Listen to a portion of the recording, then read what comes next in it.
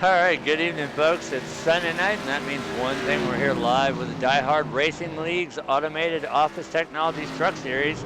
Tonight, the guys are going to take on 172 laps here at Iowa Motor Speedway. And also, secondary, the race sponsor tonight will be 9-3 Productions. Joining me, as always, up here in the booth is Alan. Sean, how you doing tonight? I'm good, Art. How are you? I'd be doing a lot better if my damn smoke detector wasn't going off because my brother-in-law was cooking something in the frickin' oven, but other than that, I'm doing great.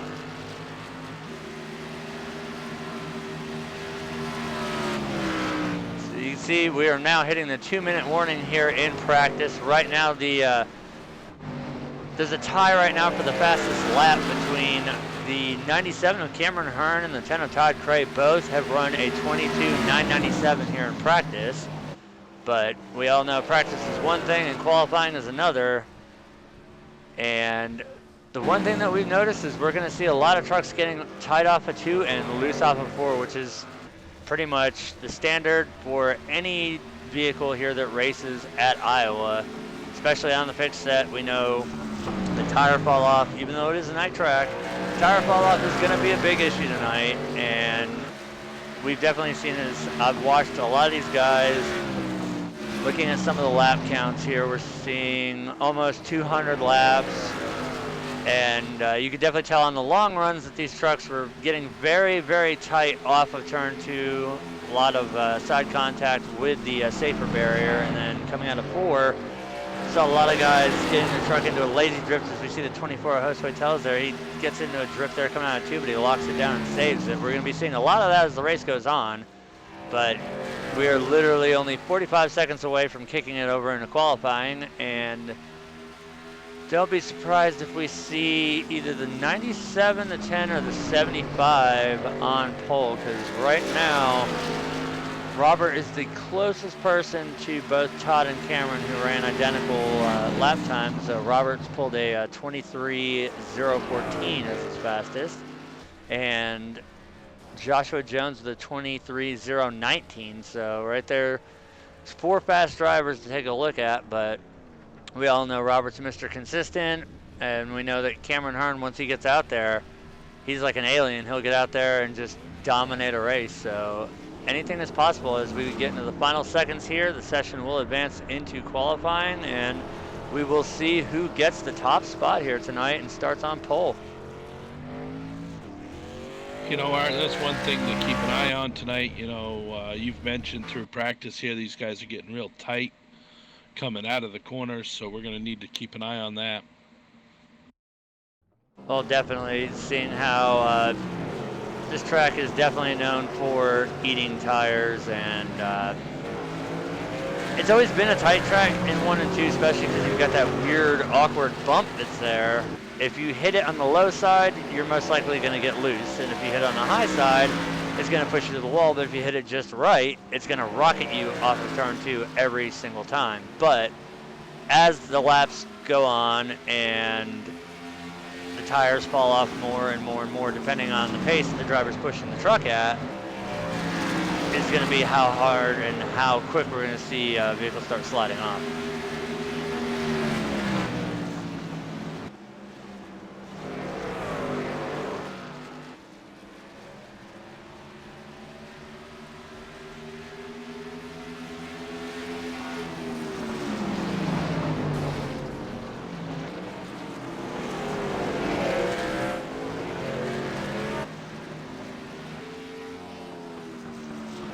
Now, once again, all races minus plate tracks here at Diehard Racing are open qualifying, so there's going to be plenty of action out here on the track as everybody has 10 minutes to lay down the fastest lap, and right now it appears that the 24 of Josue Tellez has turned the fastest lap.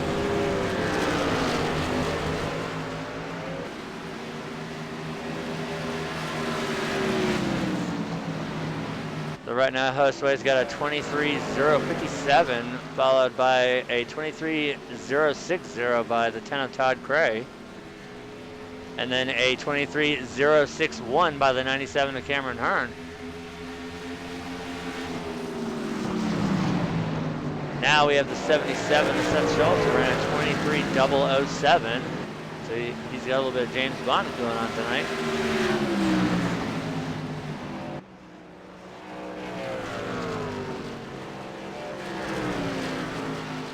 So we're going to see drivers peeling off constantly here to get 4 fresh tires and go out there and make another hot shot run here and get a couple laps in. The biggest advantage, I think, in open qualifying is that you don't have just 2 laps to get out there and lay down lap time. You've got 10 minutes to lay down a fast time. As we see the 5 of Brad Speidel and the 75 of Robert Barrison's Robert gets hard into the wall there out of turn 4.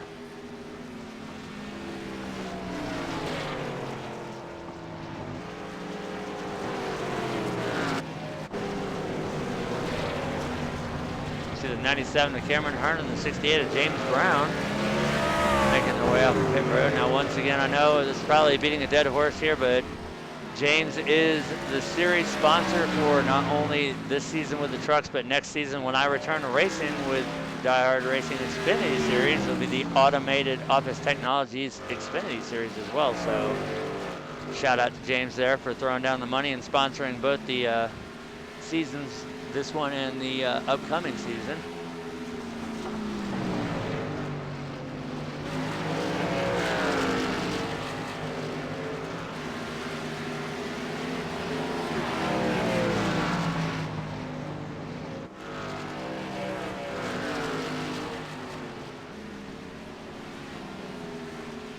Now back out front, Todd Cray's turned to 22.977. That'll set him on pole, and Cameron Hearn with a 22.987.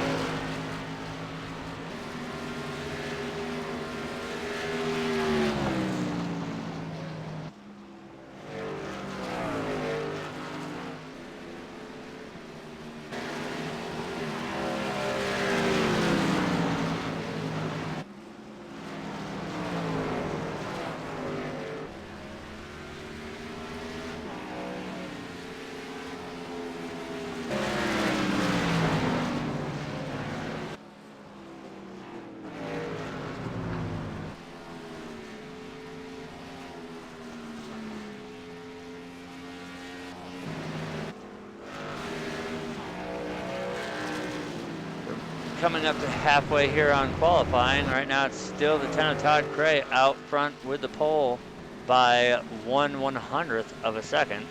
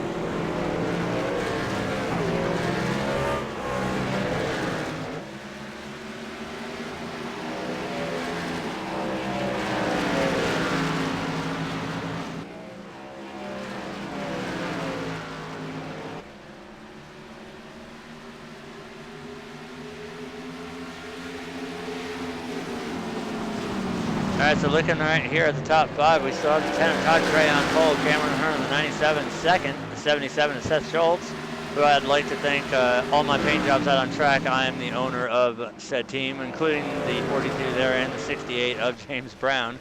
But nonetheless, the 77 of Seth Schultz in 3rd, Josue Tells in the 24 4th, Brad Speidel in the 5 5th, and there we see the 68, one of my drivers there, following another one of his drivers. The 68 of James Browning 7th right now, the 4 of Caleb Thompson 8th, the 76 of Joshua Jones 9th, and rounding out the top 10 we have the 41 of Dalton Baldwin as we see James taking it down into the grass. So I know I'll have to be sending some extra crew members down there to get that out from underneath the front valance and the radiator.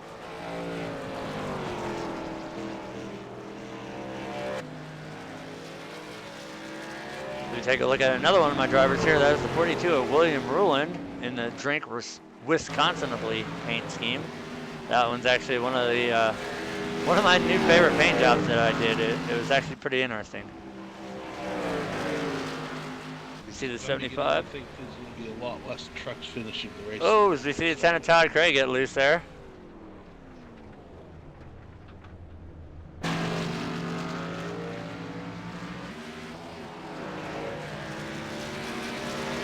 All right, so we're down to roughly 1 minute here in qualifying. Is anybody going to top a 22.977?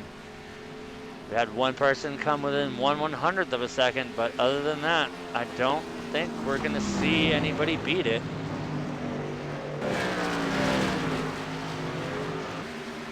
We get a good look at that Smoky Mountain Snuff Toyota Tundra there. Hopefully I'm not spending too many hours this week in the body shop, but this is Iowa. It's short track racing. I expect there to be some door-to-door racing, and especially, like I said earlier, with the way the tires fall off and the way these trucks are going to start handling in the long run, I think with the 4 or 5 trucks in the field here that are running my paint schemes, that I'm going to be quite busy this week in the shop repairing sheet metal and possibly some bent frame and some suspension components, as once again, James is going around again off of turn 4, so... And he's gonna, yep, there's definitely some body work there on the 68. All right, so qualifying is now over. We are gonna advance this over now to the U.S. Army Marching Band's National Anthem, and following that will be our gridding order.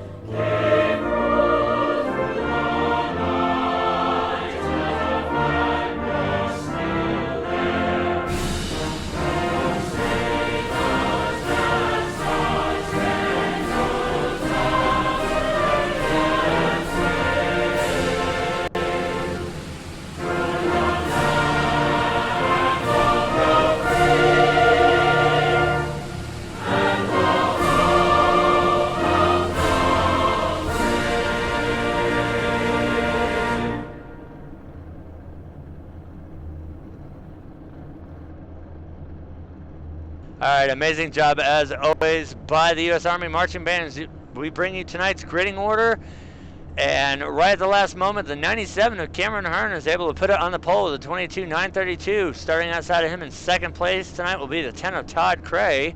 Rolling off third will be the 77 of Seth Schultz. Josue Tellis in the 24 will start fourth. Brad Speidel in the 5 truck will roll off fifth tonight. The 75 of Robert Barris will roll off from 6th spot tonight. The 76 of Joshua Jones will roll off 7th. James Brown will roll off 8th. Caleb Thompson in the 4 will roll off in 9th. And rounding out the top 10 will be the 41 of Dalton Baldwin. In 11th, we have the 26 of Tim Cato. Adam Nowinski, another one of my drivers there, who will be starting in row 6 outside 12th position. The 3 of Ralph Vandervorst will roll off 13th. William Ruland will roll off 14th.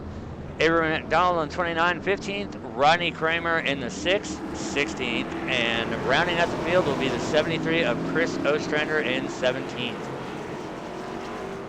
As we are out on the pace lap here, shockingly enough, normally in the official series it is a 2-lap pace, but we can see that the lights are out on the pace car, so interesting to see that the field's not really bunched up.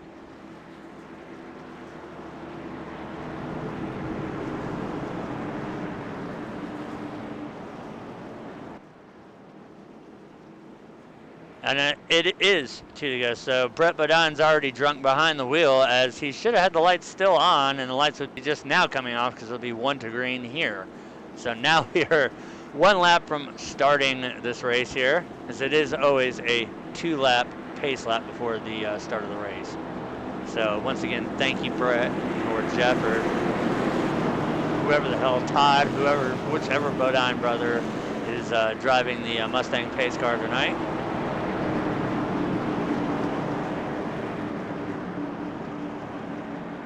And it might be Jeff Gordon driving it, who knows?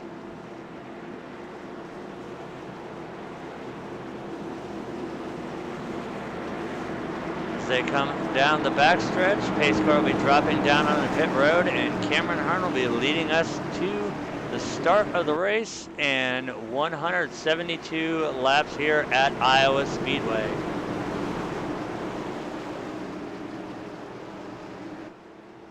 Pace car's off. Go, come on. Green flag is out. We are live and underway here at Iowa. Lap 1 is underway.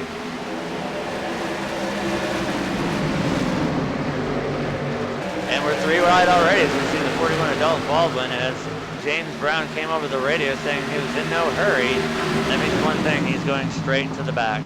So he's going to stay up in that high line, which is unfortunately going to force a lot of 3 wides back there, but James kind of knows what he's doing, especially when it comes to sandbagging like that. As we see, he's going to drop pretty much all the way to the back of the field right now. But you got to wonder, Alan, even if he's just going to ride, that's kind of a dangerous thing to do here at Iowa, seeing how it's such a small track, and especially with having Todd, Cameron, Seth, and Robert, all of them up in the front of the field.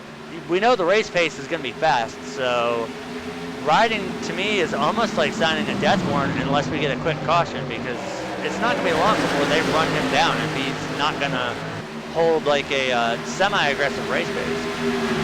Yeah, if he's not going to push his truck and he's just going to ride, he's going to get lapped rather quick here, as this is a pretty short little track. It's pretty quick around here. As long as the trucks don't get too tight too soon, James could be in trouble. Well, that point being proven right here is we're literally under a mile here. It is 0.889. So yeah, that's definitely not going to play in his favors. The weather right now, as always, running the quick setup at 78 degrees. The track temp is a nice 78 degrees, and as always, the relative humidity is at 55%, as we've got 5 laps in the book so far. Green flag, Todd Crane's still out front.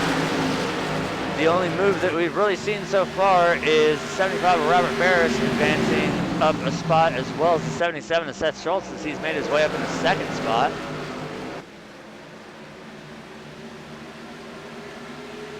So that will put lap 5 in the books, as we are now working lap 6 here.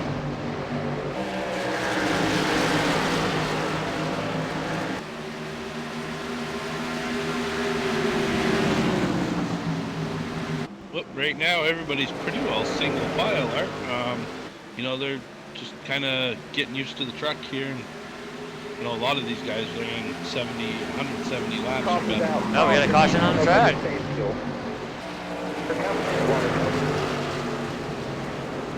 How far? That's a nice run there. How's your car? You like it?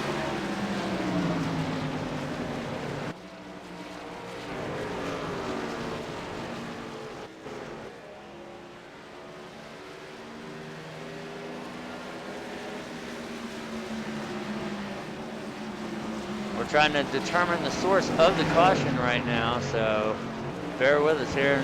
we can find it, we will get you guys the replay as soon as possible.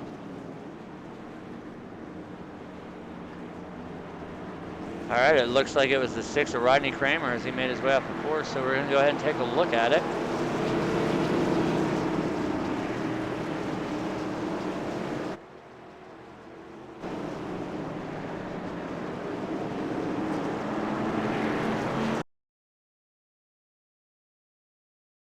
Let's go ahead and see what happened here.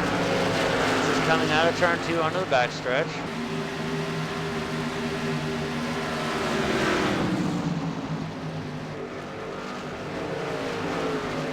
This is, we see Rodney's truck just get a little loose there, and 73 of Chris Estrand locks it up to try and stop the contact, but he makes a little bit of contact there with the left rear of the 6 truck, which actually kind of helped Rodney straighten him out a little bit. Don't know if there's too much damage going on, but right now I guarantee you that we're going to see pretty much everybody going down pit road.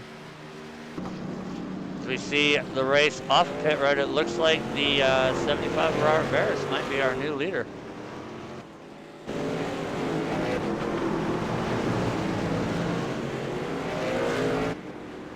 Actually, scratch that, because unless James did go down pit road, it's right now scoring the 68 of James Brown as our leader.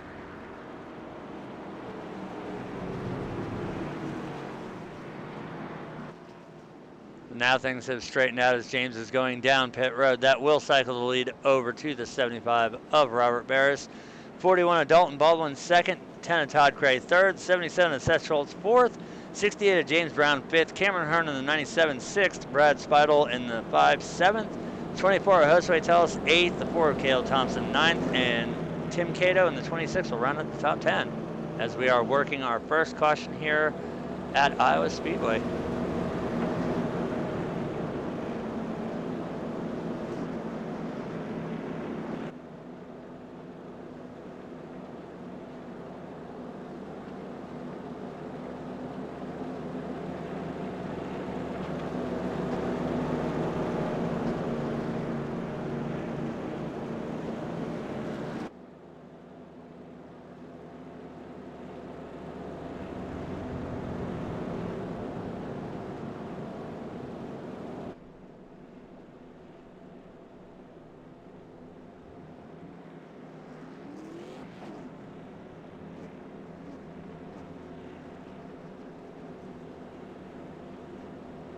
All right, lights on the pace car are out. We're gonna double the field back up here, and we will restart this race here on lap 12. And as always here at Diehard, leader has the option to choose which lane he wants to start in, and as we see, the 75 of Robert Barris has elected the outside line, which here at Iowa is actually the preferred lane to start in, because when you dive it down into turn 1, the truck does have a tendency on fresh tires to get a little bit loose. As we see Robert's warming his tires up, he's going to make a full assault as he goes into turn 1 for the first lap, and he's going to be in the best spot to do it there, being on the outside line. So pace car will be dropping down pit road here. Robert's going to lead us into the restart zone, and we will get this race back underway on lap 12. So good jump there by the 75. Green flag is out. We are back underway here. Great jump by the 75. That's going to give him at least 2 trucks. He can get down there. As we see the 41 of Dalton Baldwin, he's going to get right up there. The 10 of Todd Cray is going to try and make a move. As we see Donald up into the wall there, slowed him way there. Also the 77 of Seth Schultz got a little piece of the wall coming off of turn 2 there as well.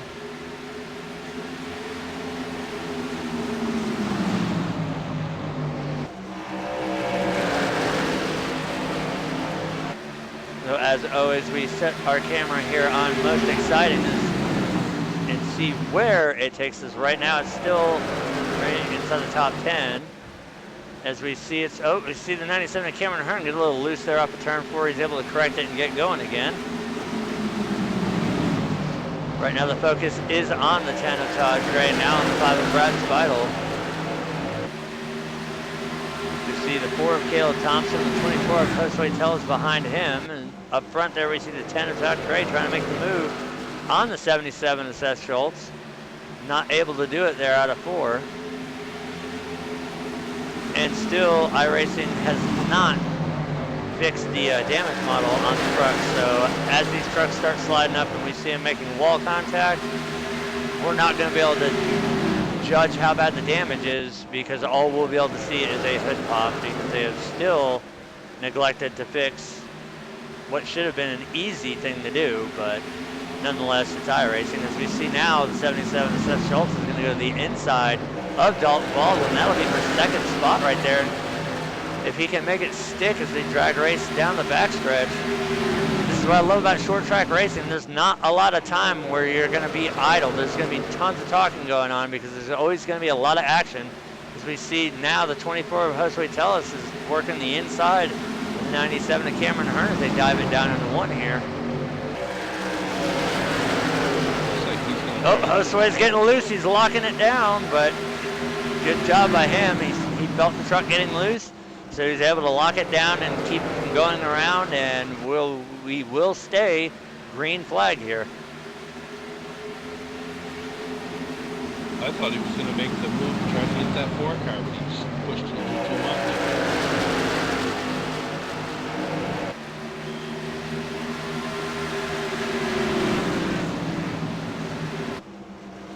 I don't know if I was seeing things, but I think I saw the 41 get a little high there in the corner and some sparks fly, but then again, that could have been just a figment of my imagination, because unlike most of the tracks that we go to here at Iowa, all they had for the food service here was corn.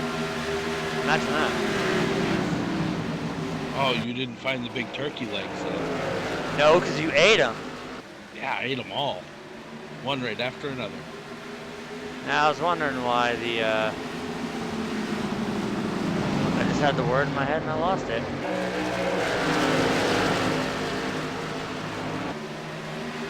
Oh, the catering. There we go. Oh, we got a caution on the track again.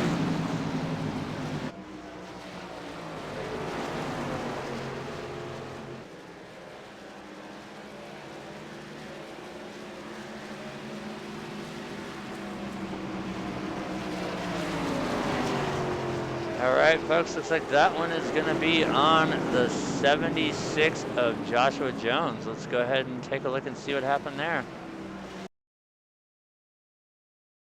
Oh, it looks like we might have a little contact there between the 76 and the 28. So now here we see the 76. He checked up for the 26. We see the 28 there of Adam Nowinski. So we're going down here into turn 1 and 2. Looks like the 76 is, I don't know, did he kind of drive down? And we see the 3 wasn't able to get out of the way, so there's a little bit of contact there, but see a hood pop there on the left side of the 76. He's able to get it rolling. He's also got a little bit of spoiler damage, but other than that. Yeah, it does look like he just came directly down, didn't realize Adam was there, and hey, 2 trucks can't apply in the same real estate, I guess. Well, as we see, there are 17 trucks in this field tonight, and that is, according to some leagues, I mean, we've seen some leagues with 30 plus cars in it, but 17 trucks here at Iowa, that's a lot of truck fighting for a little bit of real estate. I mean, this track is wide, but when you come in the corners, these trucks push so much that you've got to be very mindful of who is on your inside and who's on your outside. And I think the 76 just, he didn't have as much spatial awareness or orientation as he should have there, and it looks like he just drove down on the 28 of Adam Nowinski, which brought the spin out, and unfortunately we also saw the 3 of Ralph Vandervorst get a little piece of that action as well. As we see the 75 Robert Bears, he's going to duck down pit road again.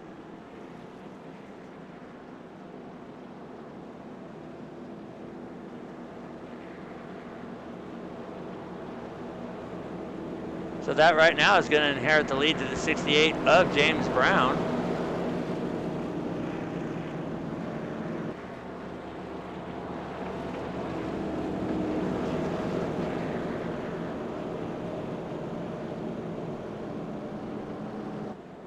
So looking at the field the way it sits now, Oh, and the reason why we saw the 75 go down pit road is he forgot to take tires, so not a big deal. We still have a long, long way to go here at Iowa, so Robert can make that up. But looking at the top 10, it's going to consist of, unless James does his trademark move of pulling down pit road,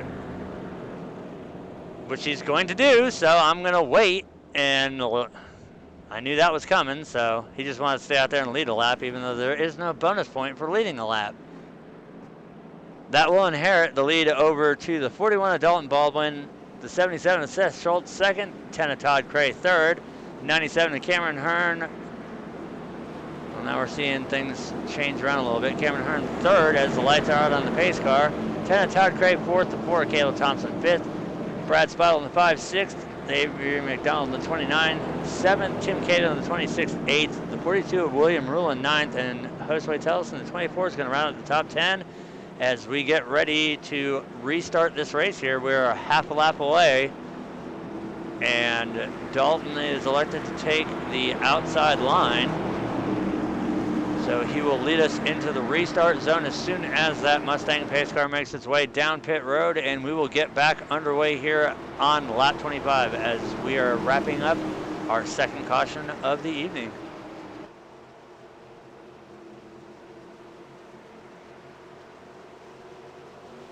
Green, green, green. Green flag is back out. Good jump there by the 41. See what happens here.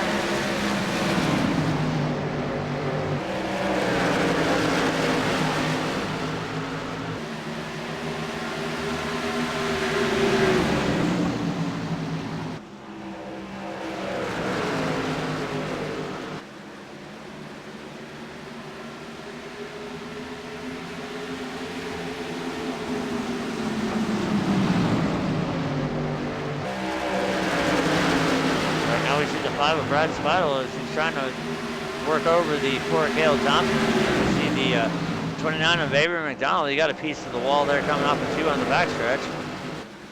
Doesn't appear to have slowed him down any, so that's going to keep him in 7th spot.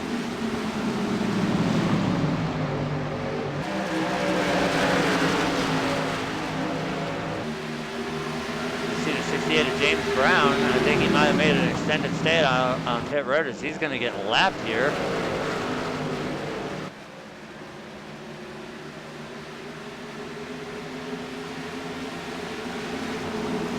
So now all these drivers here are going to have to try and make it around 68 as he is now a lap down truck. So you see a wicked bobble there out of the 97 to Cameron Hearn who came off turn 2. That's going to allow the 77 and the 10 to come in low to 3 and 4 and try and make the move on him. Seth didn't have anything for him there, but he's going to continue to put the pressure on the 97. So we see the 5 of Brad Speidel. He's going to try and make the move on the 4 of Caleb Thompson. In the middle of them is the 10 of Todd Cray. Behind we see the lap truck of James Brown and the 24 of Josue Tellis.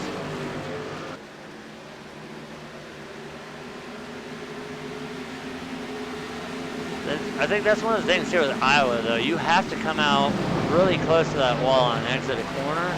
And it is so hard sometimes, especially if you're not riding on triple monitors. It's very, very, very hard. I mean, I can't emphasize how hard it is to judge how close you are to that wall on a single monitor. I mean, even on triples, I still question myself sometimes, especially at this track. How close am I exactly to that wall? Well, you only know when you hear knock, knock. As we see the 24 there coming up at 2, he just was knocking on turn 2's wall.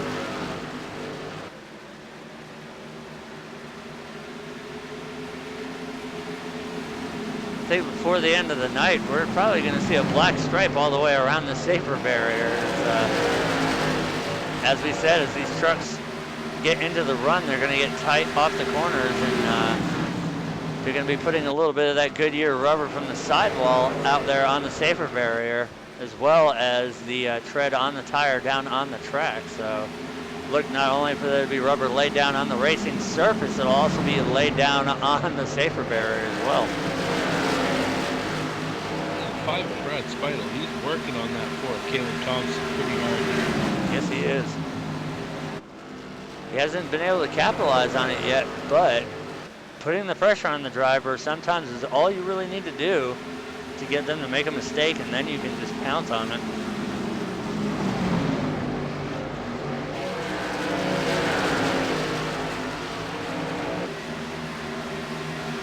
So out front right now it is the 41 of Dalton Baldwin with a 4/10 second lead over second place, 97 of Cameron Hearn. As we're still watching the battle here between the 4 and the 5 of Caleb Thompson and Brad Spiles. Brad's gonna dive it down in turn 1, see if he can make it stick. And he is just gonna, it wasn't able to clear it there. We saw Caleb possibly had the lift, and I think he's gonna let Brad take that spot, which would be the smart move if I was Caleb. I'd let him go ahead and take it, because as you can see, Brad pushed up there in the corner, and that instantly let Caleb right back to the inside. We get a good look there at the 24 of Jose Teles as well. These guys racing this hard against each other this early spells trouble. I mean, I'm not one for sitting there and riding, but what I heard in practice, these trucks getting that tight.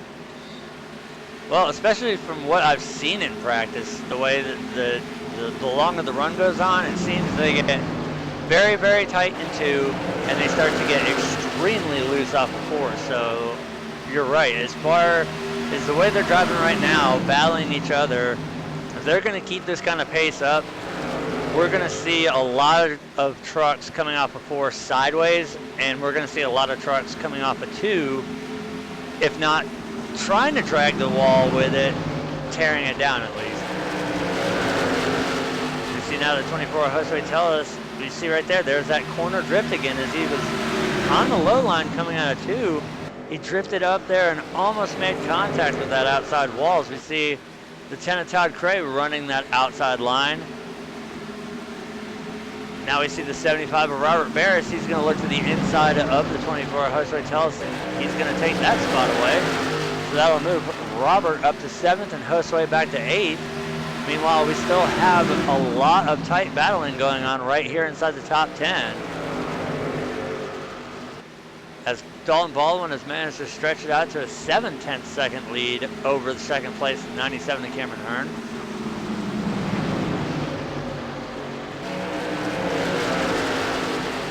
You know, Alan, as weird as it is to say it, Iowa is a very, very rhythm-dependent track. You've got to get that groove, and you've got to get into it as soon as possible to maximize on tire wear and keeping your position. I mean, I know we talk about that a lot more on, like, say, the intermediate tracks, like 1.5 miles and up, but it's very rare on a short track, other than, say, Bristol, that it's a very technical, it's a very rhythm-driven racetrack.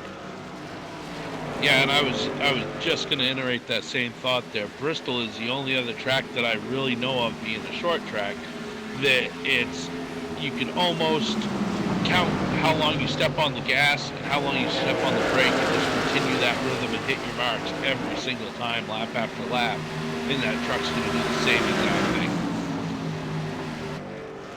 I mean, it's kind of deceiving. We have 3 lanes here at Iowa versus the tight confines of Thunder Valley, which is Bristol Motor Speedway, but it's all too easy to see. You could be on right down there hugging the apron line, and then the next minute the truck is all the way up there against the wall. So it's more of an optical illusion. Yes, you do have 3 lanes.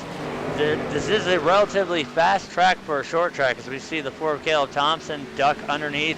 Oh, we see the 97 of Cameron Hearn. He is spun around on the front stretch, so this might trip a caution out if he whips that truck around. That's going to be on the 97 there. He's going to whip it around, and that being under race speed, that is going to be enough to bring out the caution here. So we're going to go ahead and bring the replay of it anyways, but I can guarantee you it was a loose off of 4.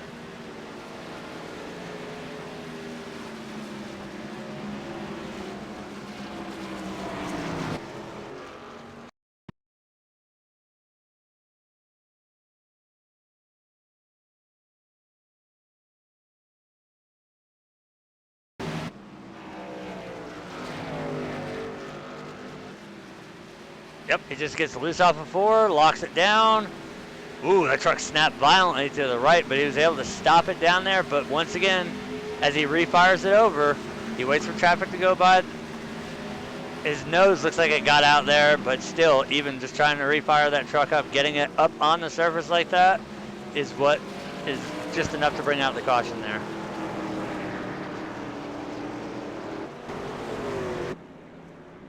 As we see everybody's going down pit road, but right now our lead is currently held by the 73 of Chris Ostrander.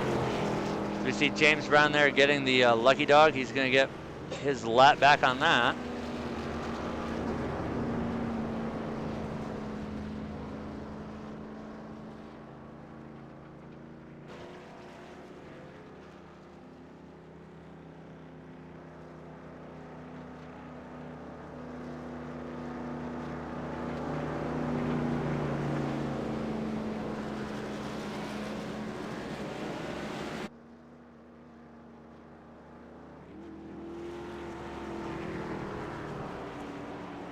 Now, I don't believe if I mentioned or not, but we do have new rules in place here. If you bring out a caution, that's -5 bonus points. You bring out a second caution, that's another -5, so a total of 10 negative bonus points. You bring out a third caution, you get those -10 bonus points, and you are ordered by race officials to park your truck for the remainder of the race. Now, in the past, we had an incident count before where if you hit 14 X's, you were disqualified, but we did find, especially with Richmond being the key example, that there was too many drivers that were getting X's that weren't their fault because they were just tapped or whatever, or turned by somebody, that due to iRacing's no fault system, whichever trucks make contact, they get the X's. So whether you initiated the incident or not, you still collect those X's, and we saw, unfortunately, a lot of drivers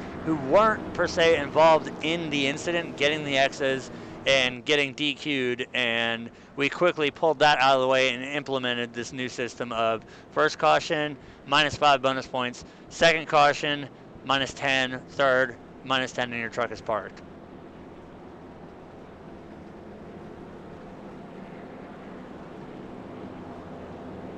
So right now we are going to bring up a quick little summary while we are under caution here. We've got 47 laps in the books. Our current leader is the 41 of Dalton Baldwin. We've had 5 lead changes, and we are working our third caution so far for 11 laps. Right now our top 5 consists of Dalton Baldwin, Seth Schultz, Caleb Thompson, Todd Cray, and Brad Speidel.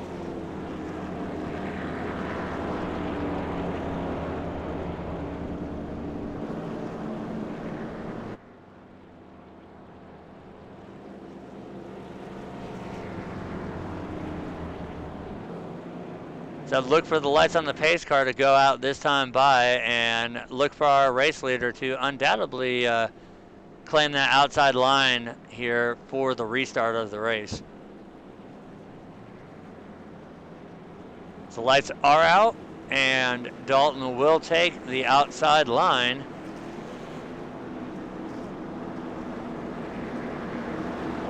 Quick run through the top 10.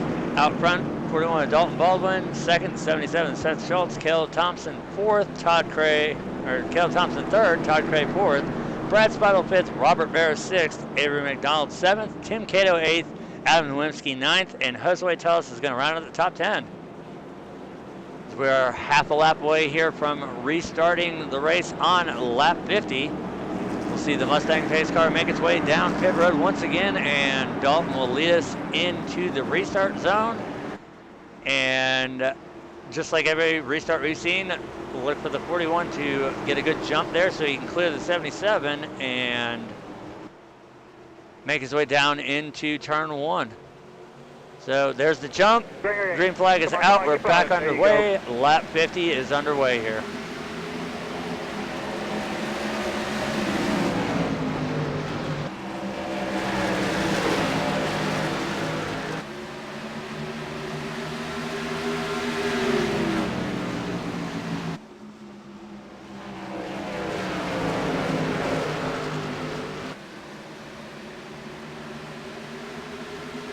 All right, so we're looking at the battle here.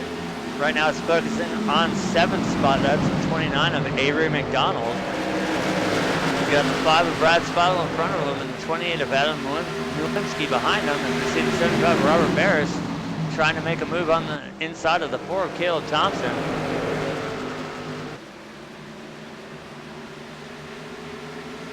It's surprising to see that 75 truck so mired far back in the field.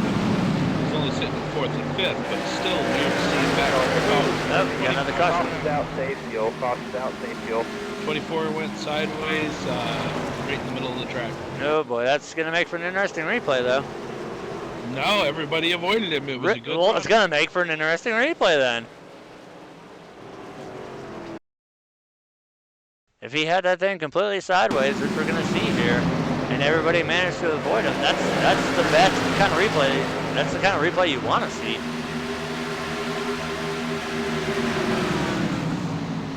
We see going into turn 3 here. It just no, right now he's good. I might have rewound the lap before, and here he goes down to 1 and 2. There he goes sideways right there. He locks it down.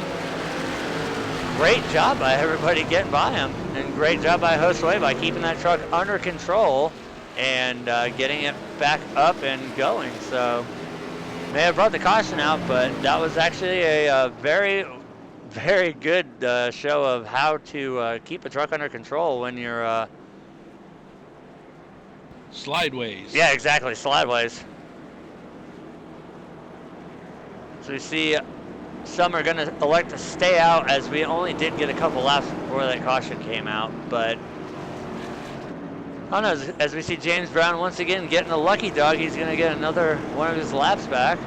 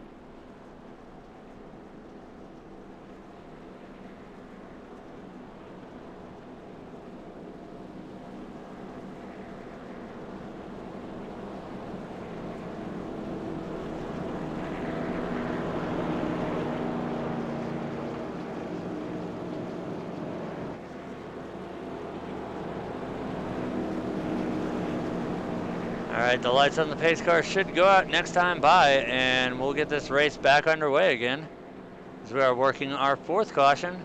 As we saw, it was a self-spin in turn 1, but once again, Josue Teles did an amazing job keeping that truck under control, and everybody managed to either get underneath him or above him.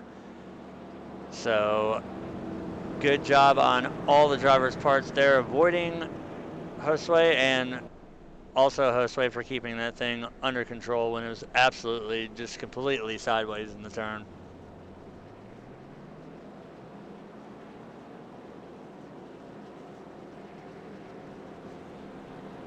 Well, the lights are not going to go out yet, so look for them to go out next time by.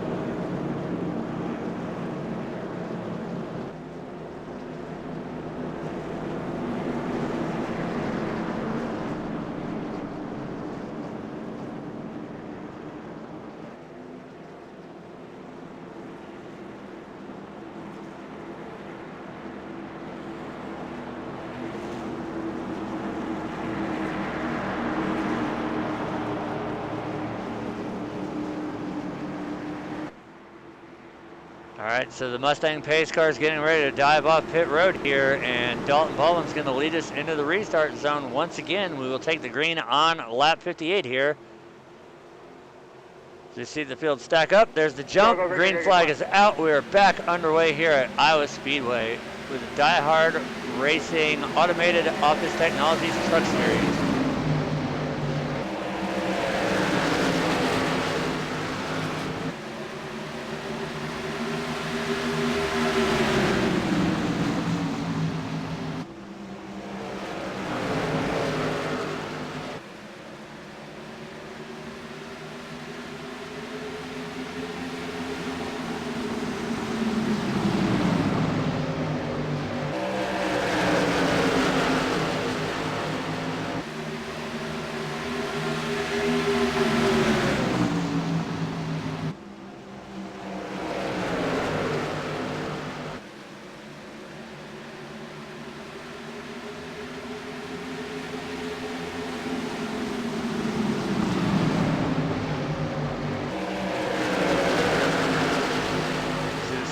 There, Robert Barris. He's trying to make the move on the inside of the 10 of Todd Gray.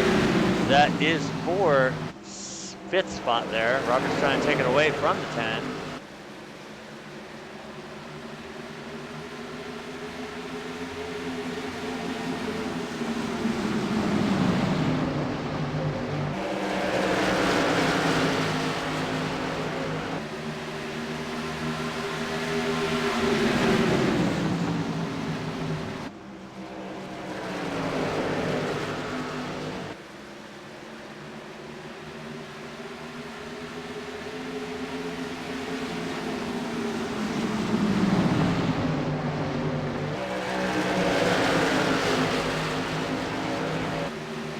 See the 97 there, looks like his truck was a little snappy loose, and also the 5 of Brad Speidel there, he had it pinned in the wall there on the backstretch. It didn't seem to cost him much speed. It cost him a couple of spots, but he was able to pull it back off the wall and keep right on going. So.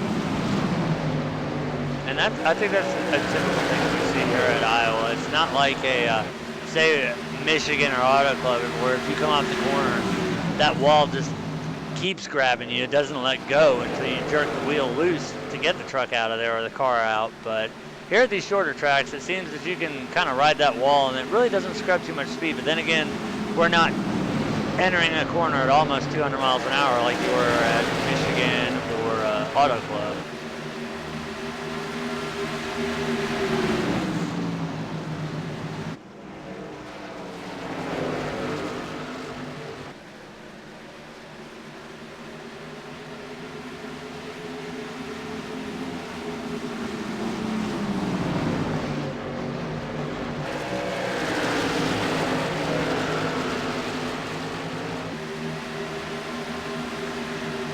Now, last week we were off for Mother's Day, and I know these guys probably were a little bit anxious to get some racing in tonight, because as we move into next week, we have yet another off week because it is Memorial Day weekend. So we will have another week off here, and then we will return back to the track as we are getting ever closer to the chase races here.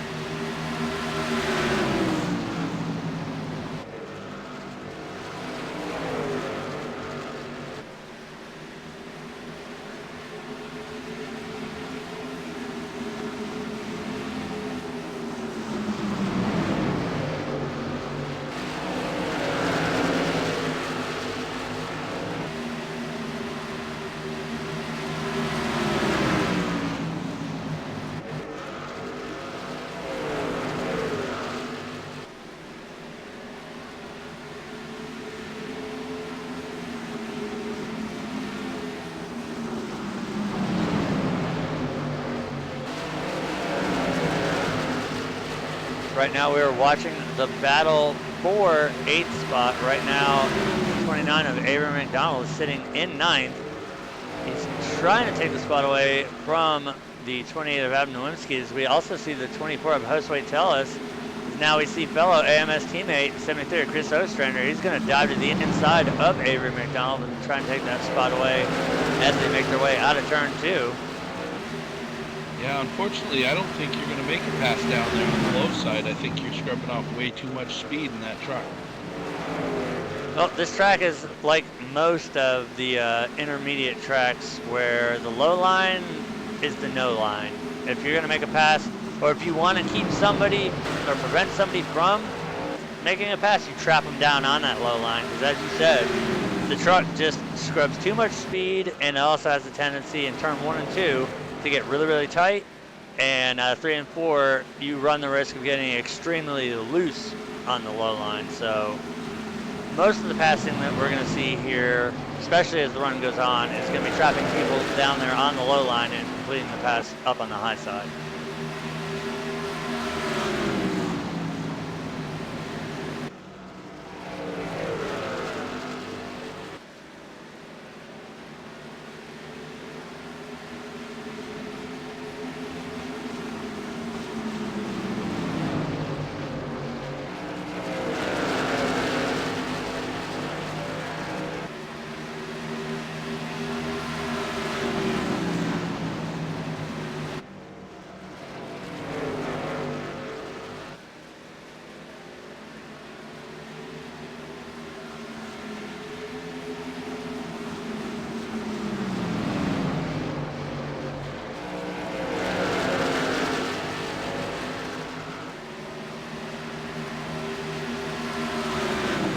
Now we're watching the battle here for third spot. We have the 4 of Caleb Thompson trying to take third away from the 77 of Seth Schultz here as they come to lap 74. Just under 100 laps to go here now.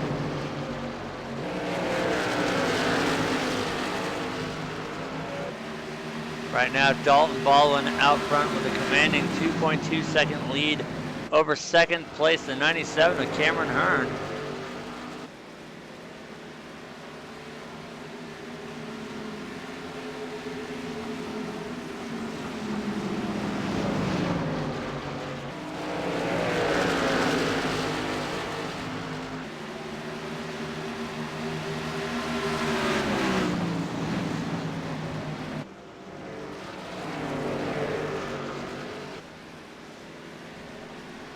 You see that the 77 got a little bit loose coming out of 4.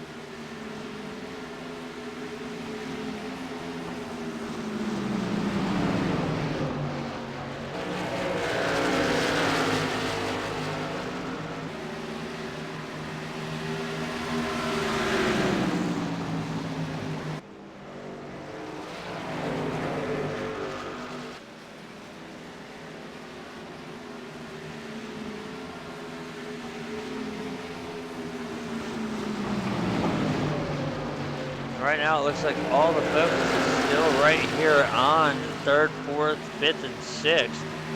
And the 77, the 4, the 75, and the 10. I'm watching the 73, the 29, and the 24. It's a pretty interesting mess back there.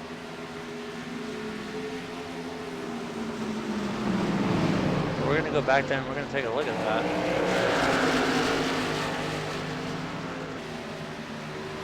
Now you got me curious. Well, right now they've got it back single file again, but the 3 of them guys have been racing around each other pretty heavy for the last 20 laps. Now the 73 and the 29 are teammates. And then we've got the 24 there of Josue Tellez. Word is that Josue's been spanking a puppy there a couple times. Yeah, he may have give that Bud Light truck a little bit of a push here and there. Remember the #1 rule, rubbing is racing. Because right now we're looking at 9th, 10th, and 11th.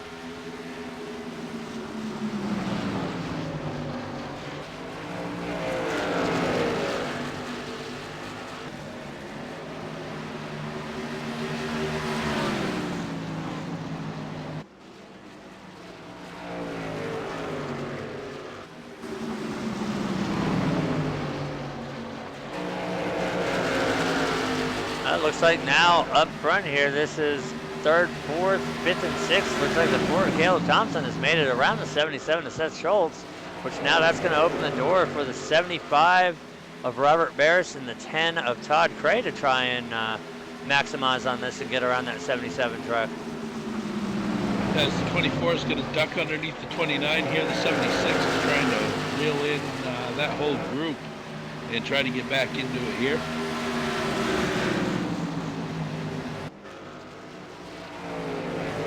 Like Josue to try to make his move into the top 10.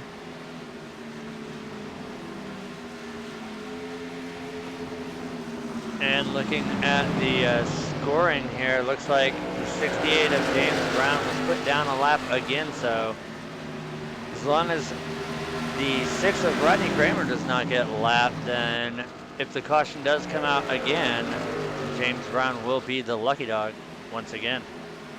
I don't know why you say if it does. You know it's gonna come out. It's just a matter of when. I'm trying not to jinx it, that's why. It's too late for that. Well, we've established that, seeing how we've had the shown curse for forever with cyber racing. Every time you mention a driver, they die.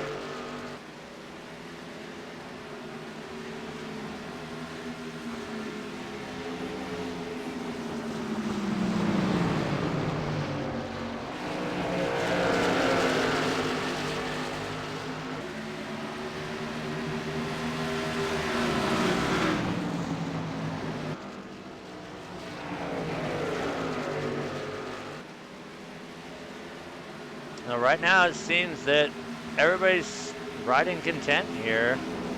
Haven't seen the 75 really push the issue too much against the 77. Likewise, the 10.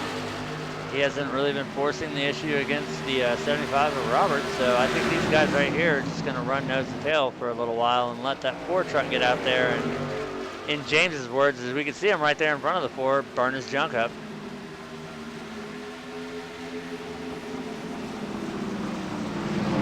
The 24 coming out of 3, gets way sideways, gets it down to the apron, he's heading down pit road. Unplanned, but at least he was able to keep it down off of the surface and not bring out that yellow wavy thingy that I'm not going to mention. Now we see the 77 having to pick his way, as well as the 75 and the 10. They're all going to have to pick their way around the 68, but James is going to go high and let them all go by, so that's not really going to change anything, as they're still holding about the same distance between each other.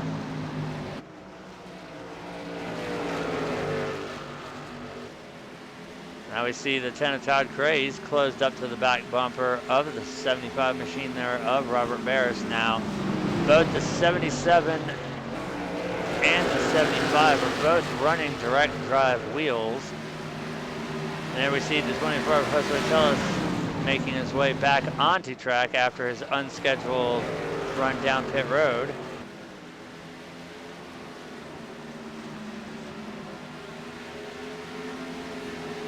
Meanwhile, we see that the 10 of Todd Cray has made his way around the 75 of Robert Barris, so that's going to cycle things around and give pit spot to the 10 truck and cycle Robert back to 6th.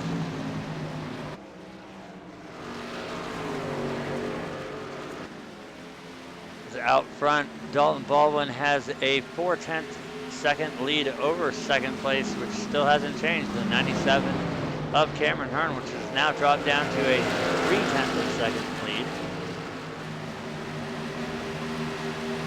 And it's further dropping. It's now down to a 2/10. Yeah, you know, we haven't seen much of Dalton out front here as of late. It's good to see him back out there. right along here with the 97 because this right here is the battle for the lead.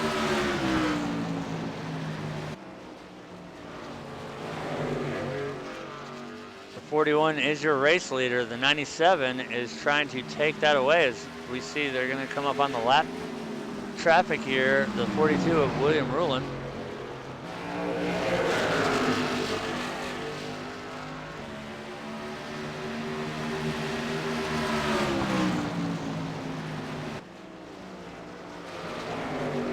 Right there, the 97 is trying to get every ounce out of that truck that he can to get out in front of the 41 as they're inching ever closer to the 42.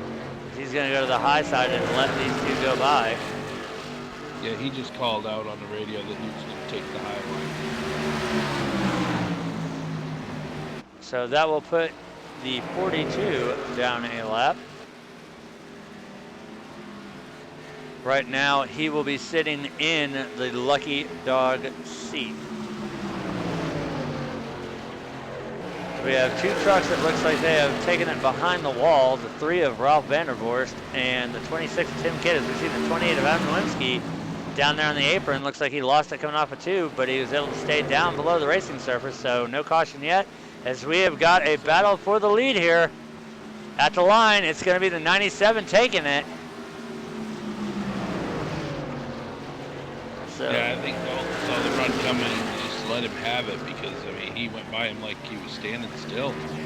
Honestly, right there, that was the smartest move to do because there's no point in trying to push that truck harder than you want to, especially with as long of a green flag run as we've had so far and the way that these tires are falling off. That honestly, forfeiting the lead right now to the 97 truck isn't really going to be anything detrimental to the 41 of Dalton Baldwin, as if that 97 gets out there and he has not been saving this stuff, as we know he hasn't because he's been chasing down that 41 for quite some time. We know that 97 has been burning up the right sides on that truck, so as we see him start to pull away, we might see that start to shrink back down as he continues to run hard lap after lap after lap.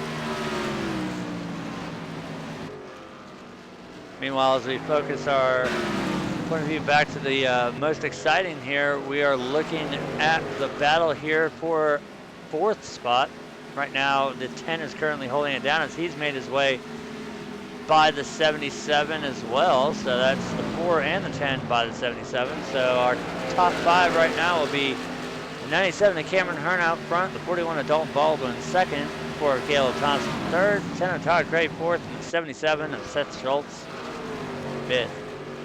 As we are now on lap 102 of 172, we're getting ever closer to my favorite part of the race, when we stop counting the laps up and we start counting them down.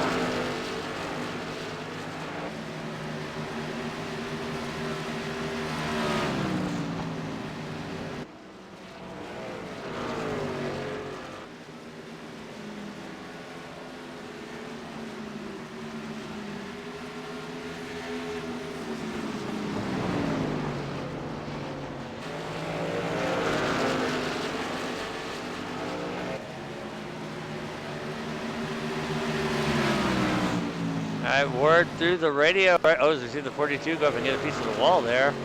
Word through the radio is right now the 77 and the 75 are both about 20 laps short on fuel. So not only is it going to come down to a lot of things, strategy is going to be the key here.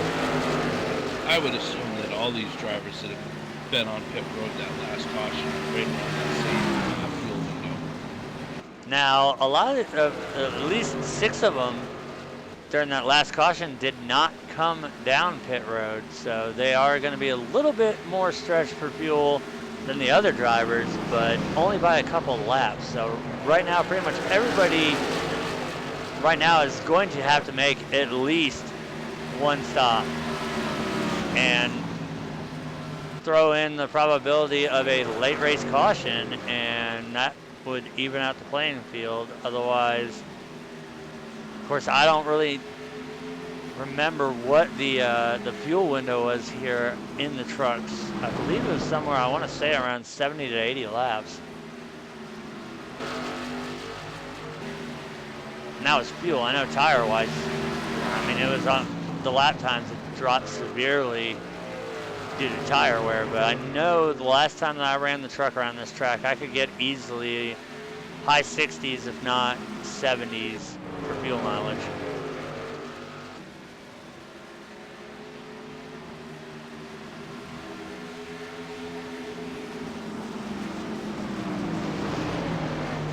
All right, as we are working lap 107, and before we start seeing green flag pit stops, I think right now we're going to cut to a commercial break, and we will return to the action.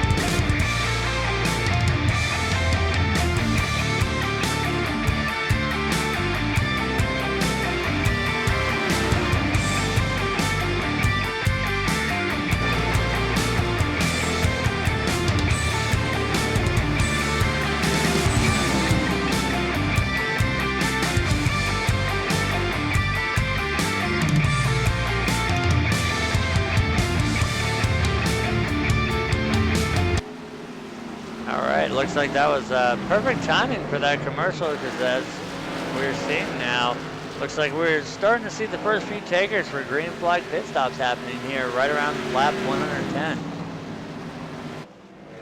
We saw the 4 Caleb Thompson. He got out there and led a lap, and he went down pit road, so that's going to hand the lead over, I do believe right now, to the 10 of Todd Craig. But Todd is on pit road as well as Caleb. I'm seeing a lot of people on. Looking at the times, speed-wise, 10 is definitely on pit road. He's in his box right now. Oh, so we got some action there coming out of 4. We got the 97 and the 42. Caution on the track, so this is going to disrupt the green flag pit stops. Let's go back and take a look. It was between the 97 and the 42 there. As we see, the 97 is still on track as well as the 42. Both of them waiting for the field to get underway. So we'll look at it from I believe the 97's point of view on this one.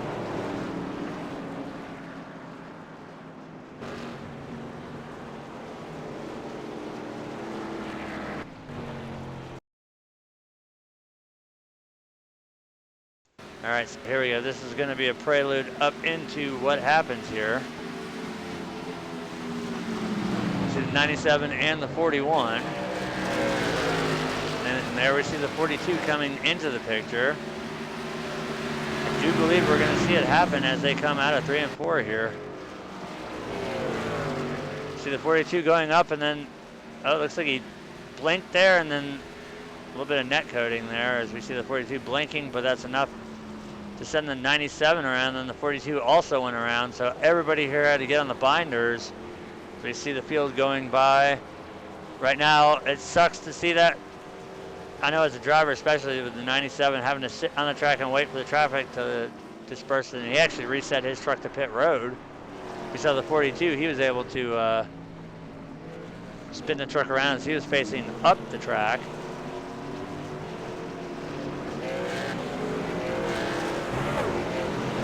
Yeah, that was definitely some strange net code happening there, because the 97 truck was halfway through the 42 before it ever registered.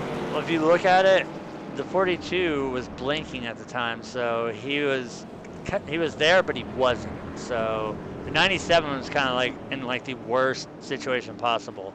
If you've got a truck that's blinking in front of you and you don't know where he's going to reappear at, that's what we saw right there, where when he blinked, the 97 thought didn't know where he was going to be at on the track, so he held his line, and unfortunately, like you said, and we saw on the replay, he was halfway inside the bed of the truck, and then when the 42 reappeared, that was enough for the contact and the weird net coating, and it's just another one of the weird little bugs that iRacing still has yet to kind of fix, because that does get a little bit annoying when the net code. I mean, we've seen some of the most severe net coding possible. You could have fit some of the net code instances we've seen. You could park a semi in between them, and they still synchro spin. So it's completely dependent on not only there's a double bar when we're racing as far as the Q bar. One is from your computer to the server, and then the other end is from the server to your computer. And if you've got a bad connection, your latency is going to go up, as well as your quality to the server. And if it goes from yellow to red, that's when you start disappearing off the track and you start blinking. So a lot of it, I know iRacing in the past has been bad about it, where even mine, with having a 60 meg connection, I'll see my latency bar and my quality bars start turning to high yellow and into red. And I'll even blink a few times, and it's just, I know it's not on my end, it's the server side that's doing it. So that plays a lot into it, but it's just something that really, there's nothing that can be done about it, and it would really take just iRacing to go in and try and re-script some things, but I don't know, it's just water under the bridge because it's something we've dealt with for so long. And right now we see the race leader is the 77, but we have the 75, the 73, the 24, and the 29. They're all opting to take the wave by, as they may have already come down pit road, and they're going to get the wave around to get put back on the lead lap. Well, and even if they haven't already come down pit road, they're going to take that wave by and hope for a quickie yellow. Which we might see. I mean, we are working, I believe, our 5th caution of the race. Yes, 5th caution. As the lights on the pace car are out, and once again, our current race leader has elected to take the outside line. So as Brett, Todd, or Jeff, or whoever the hell is driving the damn car tonight, is going to take that pace car down pit road. Seth is going to lead us into the restart box. There's the jump. Green flag is out. We're back underway. Lap 117 here at Iowa Speedway with Diehard Racing League Automated Office Technology Truck Series. See the 41 wasting no time trying to get there to the inside of the 77, but not going to happen as of yet. See him dive down in 3 though. We've also got the 6 of Rodney Kramer as well. The 76 of Joshua Jones, the 10 of Todd Gray, the 5 of Brad Speidel, 28 of Evan Nowinski, the 4 of Caleb Thompson, and I believe that was also the 68 of James Brown. So looking at our top 10, our current race leader right now, who's being challenged by the 41 of Dalton Baldwin, that would be the 77 of Seth Schultz. It looks like the 41 will take it, so new leader, 41 of Dalton Baldwin. He's going to get back out front here. That's going to move Seth back to 2nd. 6 of Rodney Kramer 3rd, the 10 of Todd Cray 4th, Joshua Jones the 76 5th, the 5 of Brad Speidel 6th, the 4 of Caleb Thompson 7th, 68 of James Brown 8th, Robert Barrison at 75, Popsicle Machine 9th, and Chris Ostrander in the 73 Budweiser is going to round out the top 10 as we see Rodney get a little bit loose there in that Valvoline truck. He's able to gather it back up.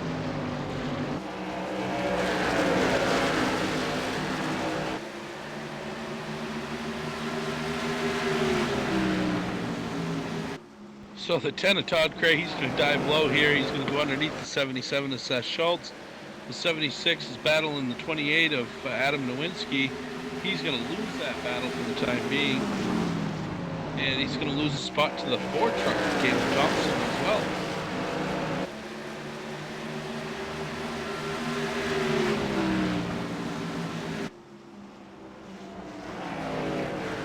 The 6 truck of Rodney Kramer, he's going to dive low here on Seth Schultz, and he's going to try to take that pass there.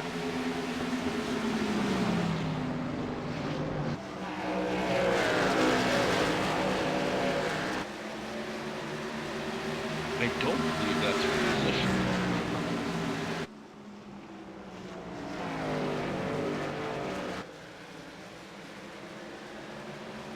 No, that is for position. The 6 truck is in 4th. Okay.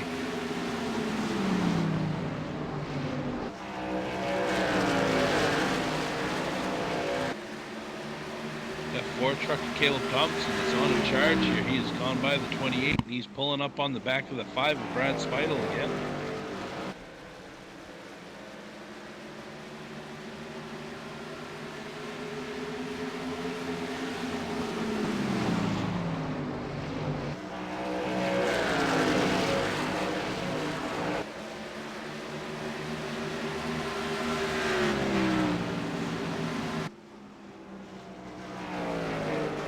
Caleb Thompson is putting the pressure on that 5 truck of Brad Speidel in that Pat's Blue Ribbon rig.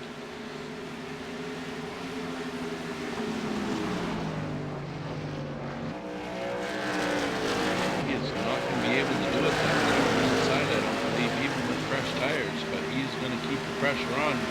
Hope that 5 can make a mistake. And not far behind them, we've got the 75 of Robert Barris and I believe the 76 of Joshua Jones. They're also going at it. Look at this. The 4 and the 5 are door to door as well as the 75 and the 76. So we've got 2 consecutive numbered trucks back to back racing for position here. This right here is for a pit spot. Caleb is still trying to work over the inside of the 5 of Brad Speidel. He's been able to get up there. He's finally able to clear the 5 truck, but I thought for a second we were going to see, oh, we had a caution on the track.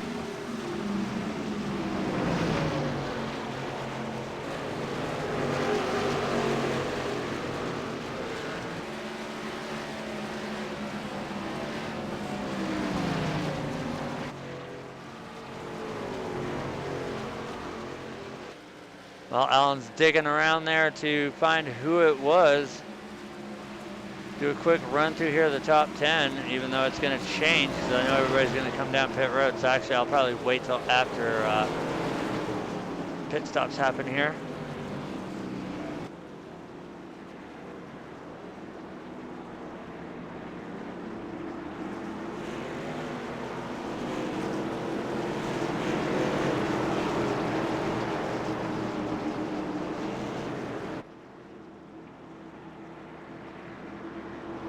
All right, it appears that was a self-spin by the 75 of Robert Barris. So we're going to go back and see what exactly, oh, wow, yeah. All right, so we're going to back it up a little bit here, and we're going to watch this unfold here. This is where we were talking about the dual battle here. We have the 4 and the 5 right there. This is the 75 and the 76 here. They're both battling for position. See Robert's on the inside and Joshua's on the outside. They come off of turn 2 onto the backstretch. They're still drag racing down as they go down into 3 here now. See that 75 just get down there and get a little loose, slides it around, locks it down. See a lot of front brake bias as he guns it down to the apron. Smart move there by the 75. It appeared to be just a self-spin there. And that's rare that we ever see that 75 truck make a mistake like that, but like I said, this is Iowa. This is anything can be expected here. So even that just goes to show, even our most battle-tested and proven drivers can make a mistake. All right, Art. Well, that shakes things up a little bit here for us, because that means everybody's on fresh tires and full fuel, or whatever fuel they decide they think they need to get to the end. And with 44 laps to go, everybody should be good to go now, especially on fuel. Hopefully now, ideal situation, we see this run green flag to the end. This will be very interesting to see the way it plays out. But Robert's got a lot of ground to make up here, as you know, caution was called on him, so he gets an EOL to the back of the field. And he's got probably right around 40 laps when we restart this race to make his way back up there, which I don't really think we're going to see too much time being wasted, seeing how he was able to come down pit road and service that 75 truck. And with that self spin, he didn't make contact with anything, so no damage to the truck. Not that it's really going to hurt things too much here. I mean, hell, I don't think you could have. There's several trucks we could see, like the 5. We don't know how much damage he has there on the right front because all we can see is the hood pop. We do know that the 5 is damaged. There are several other trucks that do have some damage. I think most of them, though, have retired to the garage. As we look at the garage count now, there are 3 that have taken their trucks to the haulers. That'd be the 97 of Cameron Hearn, the 26 of Tim Cato, and the 3 of Ralph Vandervorst. Right now, it is showing last truck on the lead lap being the 42 of William Rulin, and right there, the 28 of Adam Nowinski. He is going to be taking the wave by so he can get back on the lead lap. As we look through our top 10, it's the 41 of Dalton Baldwin out front, the 10 of Todd Cray second, the 60 of Rodney Kramer third, 4 of Caleb Thompson in fourth, the 5 of Brad Speidel in fifth, the 76 of Joshua Jones sixth, the 73 of Chris Ostrander seventh, James Brown the 68 eighth. Oh, take that back. Seth Schultz in the 77 eighth, James Brown in the 68 ninth, and rounding out the top 10 will be the 75 of Robert Barris. As we see Adam takes his way by there, the lights are out. There was a miscue in the 77's pit stall. His pit crew forgot to give him tires. Uh-oh. So that is why he is back there. I think he either took an extended stay on pit road or came back down real quick. Well, if it was me, I would definitely be going down there to get tires. Tires, tires, tires, all day long. So, as I called it, we'll be restarting this race with 40 laps remaining. Can the 75 rally his way back towards the front? Now, we haven't necessarily seen the 75 running up front a lot tonight, so let's see what the 41 can do here on this restart. As the pace car drops down, we're going to see the jump. There it is. Green flag is out. We are back underway. Good restart there by the 41 as well as the 4 and the 10. So they're easily going to be able to single file it down into turn 1.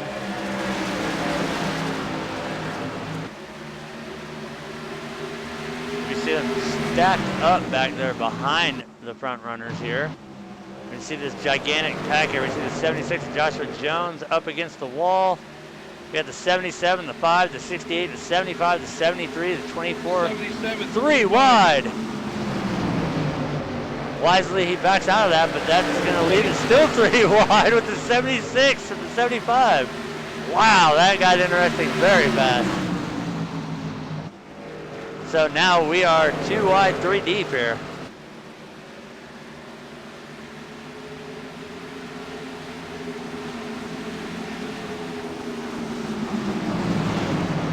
A lot of action going on. Now we're in the closing laps here at Iowa. You got to get what you can get now. It's go time. And we can definitely see that with this group of guys here, as they were not afraid to take it 3 wide, not once.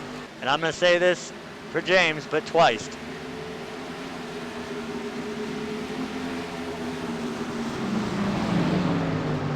Now the 77 of Schultz has gotten around Brad Speidel in the 5, but looks like 5 is not going to give up easy. He's going to come down and find it on the inside. He did that crossover there on the backstretch, and now we see the 75 is going to clear the 73, and now he's going to do a slide job on the 5.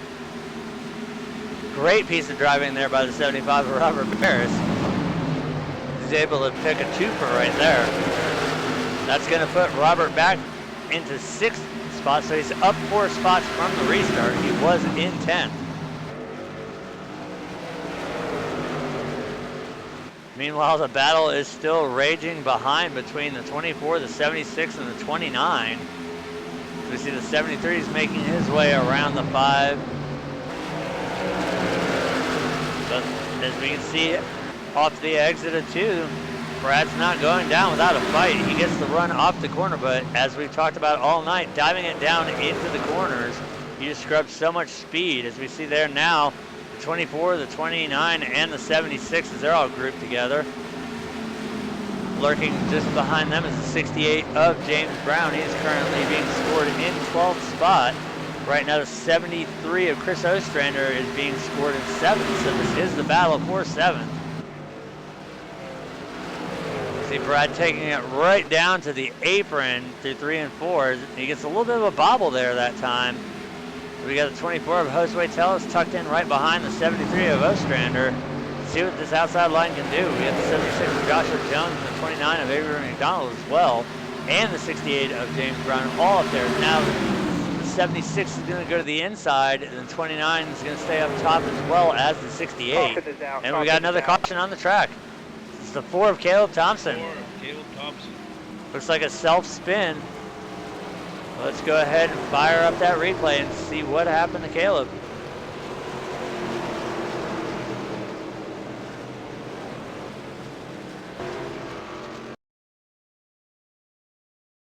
All right, here we go. It's gonna come in, probably it'll be this next time around.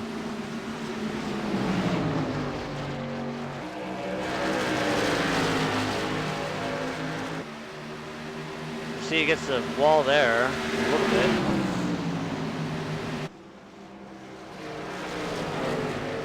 Oh, we just see the 4 just steps out, and unfortunately, oh, the 6 gets a little piece of it too. That's ends the 4 around even more. Good thing it happened when it did, though, because look at that pack of trucks that came screaming up right there as Caleb got down to the grass. Yeah, these guys have done a really good job tonight just clearing the track as they've spun. So not only that, just wreck avoidance as well. They see it happening. They're on point as far as being able to stay out of it. Unfortunately, Rodney, he was just a victim of circumstance there. He had nowhere to go because that happened directly in front of him, and you don't really want to just stab the brakes on it because that's just going to lock the tires up and potentially send yourself around. But it's unfortunate to see the 6 involved in that too. But this is definitely going to give everybody an equal opportunity to go ahead and level the playing field as everybody's opting to take 4 tires. Now is the question, do you take 4 tires and fuel to weigh the truck down, or do you just take 4 tires and leave the truck a little loose? it all depends on who you are and how you like your truck to drive. Exactly. If it was me, I always err on the side of caution. I'm 4 tires of fuel. I like the weight in the truck because I know what the truck does when it has a full fuel load.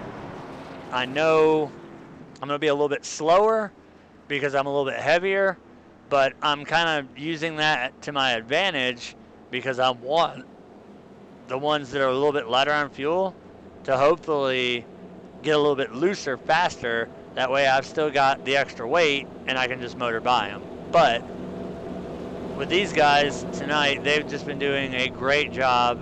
I mean, I expected to see double the amount of cautions. We're working, I believe this should be our 7th caution now, but still, they've all been pretty much solo spins, and then we had that one netcode incident. So it's literally just self spins, which has been bringing them out, which is good to see. It's not that it's been messy racing, it's just the way the trucks are handling.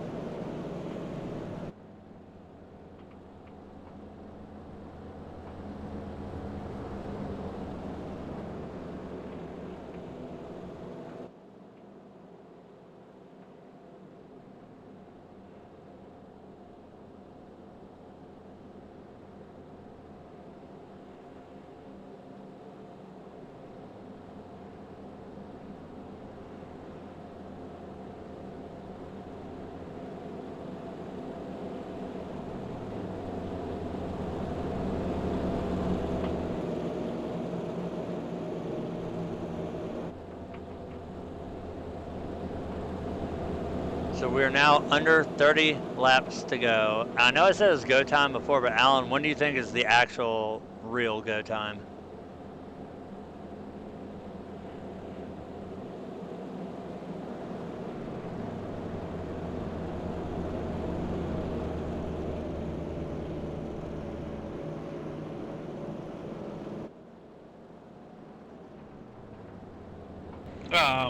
Like I was trying to say, apparently I wasn't pressing the button hard enough. Alan broke it. Pairs that you know, the way these guys have been driving, the way the truck's been handling, I would say the last ditch effort, my absolute go time is going to be 15 to go. Now, is it sad that me and you kind of think a lot alike right there? Because I was thinking right around about 16 or 15 to go is when I was going to put the hammer down and try and make as many passes as possible. Yeah, with the way the truck's been handling, the way these guys have been driving, like I said, my last hurrah move is going to be from 15 to go. I'm going to try to go from wherever I am and get as many positions as I can get.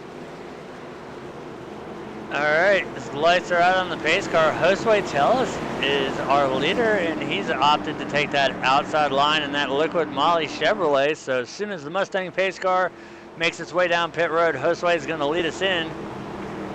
And let's see if he can get the jump here, because he's got the 29 of Avery McDonald to his inside and the 41 of Dalton Baldwin behind him. And there's the jump. Green flag is out. We are back underway. 26 laps to go here at Iowa.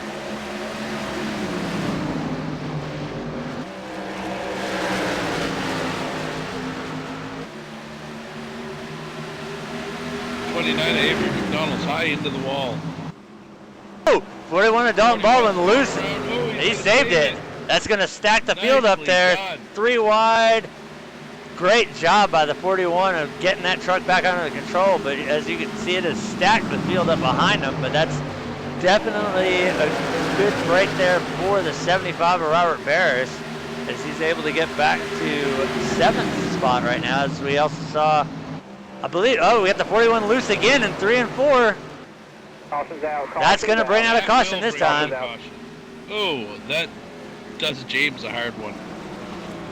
So was that contact with the 68 and the 41? I believe so, yeah. All right, well, we're going to look at it from our series sponsor driver point of view. That'd be the 68 of James Brown. We're going to go ahead and take a look, see what happened here. As we can already see, there's a little bit of crinkling there on his hood, but we're going to go back to this.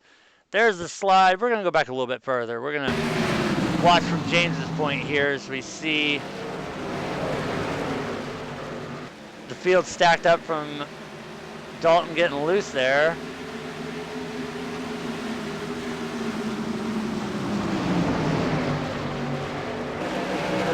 Now watch out of 3 and 4, watch that 41 truck. He's that black and blue Toyota there. Watch his truck just brake completely sideways in the corner. There he is, he's smoking. Oh, nowhere for James to go, and he gets a hard impact for the 68. How did that motor not blow up? Well, I'll tell you why. Because I built that truck.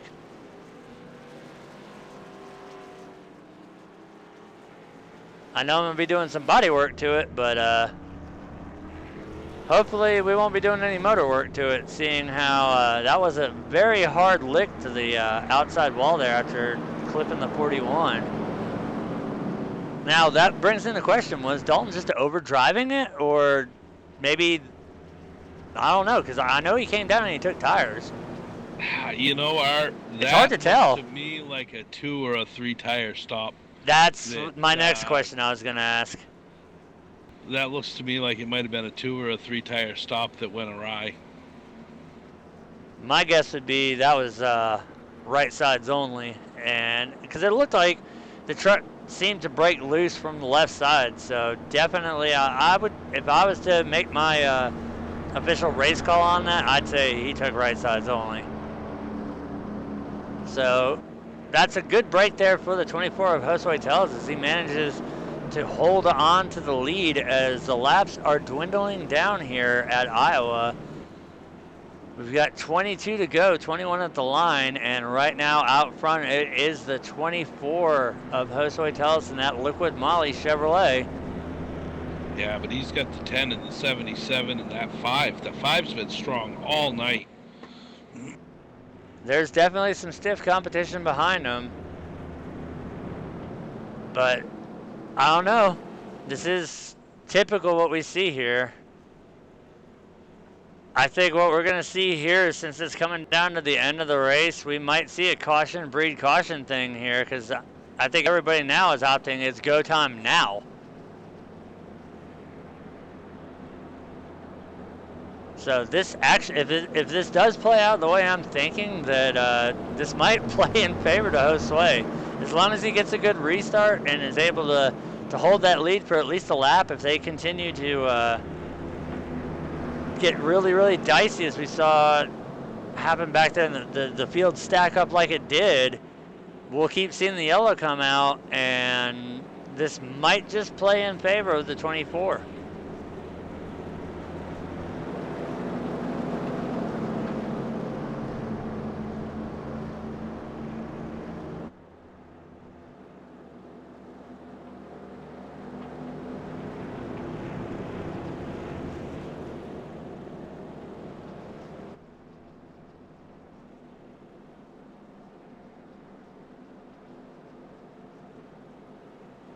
Looks like we're gonna get ready to double them back up here again.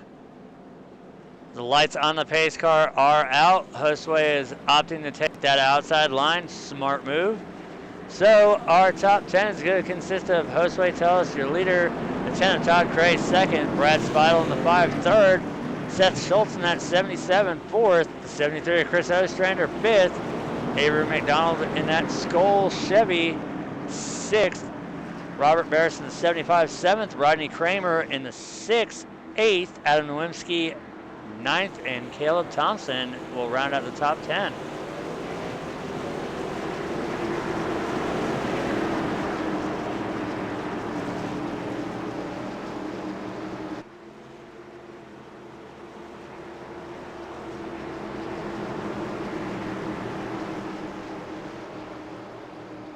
All right, so we will restart this race with 19 to go. There's the jump by the 24. Green flag is out. Great restart by the 24 as he's able to easily clear the 10. They're going to haul it off down in turn 1. 3 wide between, oh, contact 77, or 73 going around. 75 involved. Oh, 5 of Brad Speidel's going around too as well.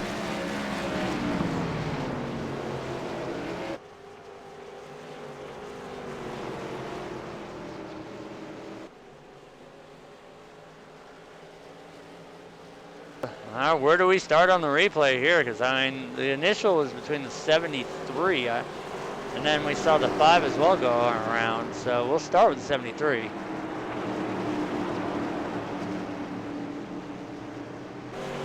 Let's see what happened from Chris's view here. All right, this is coming to the restart here. Keep your eyes on that blue 73 Budweiser Toyota. There's the restart.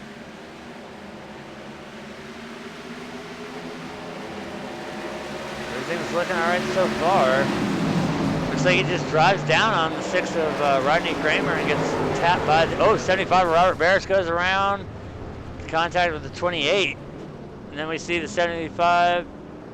And then also there was, let's go to the 5 of Brad Speidel as well, because we want to back that up because that was after the fact. He had also gone around on the backstretch. So let's go back again to the restart, and we're going to watch from the 5's point of view and see what happened. So once again, pace car is going to be dropping off. We're going to see what happens here. Here's the restart. Josue gets the jump. We're going to see the contact there between the 73 and the 6. It'll be in the back screen, but right here between the 5, I believe it's going to be the 77. Oh, 77 looks like, I don't know, Alan, that's a hard one to call. Did Brad come up or come down, or did Seth go up? Nope, Seth already claimed that one, said he got into it. All right, that solves that one.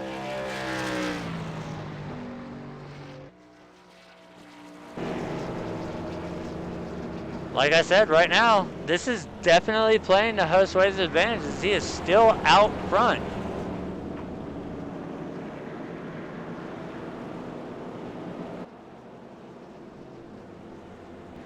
No, I believe because the initial caution was due to Rodney Kramer getting into the 73. Rodney receives the EOL there.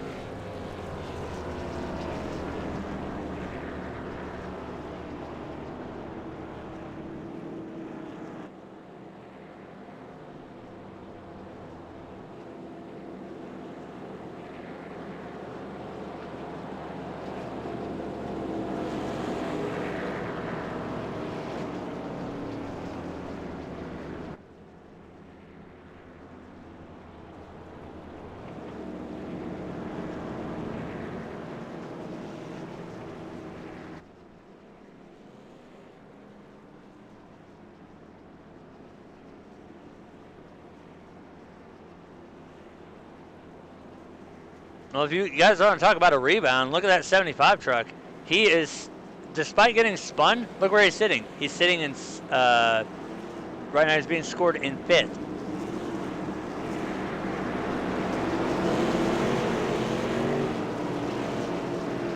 Looking at the retirees, we have the 3 of Rob Vandervorst, the 26 of Tim Cato, the 97 of Cameron Hearn, and the 41 of Dalton Baldwin.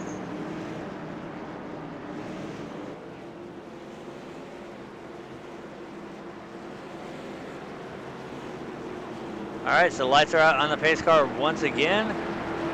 And Josue's got to do everything he can do right now to hold off the 77. And look at, talk about another rebound. Check out the 4 truck of Caleb Thompson. He is back up in the top 5 as well. So pace car's off. Here comes the jump. Josue got the jump, perfect. 13 laps to go here at Iowa. And we're 3 wide again. 3 wide between the 10, the 73, and the 76 out of turn 2. We got the 5 in the wall. Good job by those guys getting through that.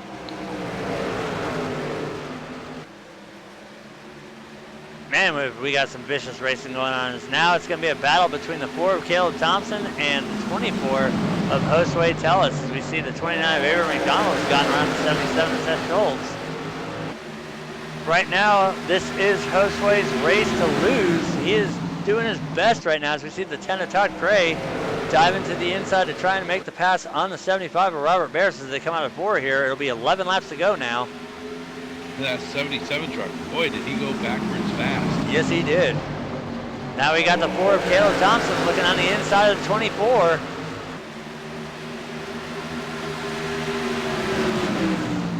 Tell you what, I would love to see them two battle it out for the win.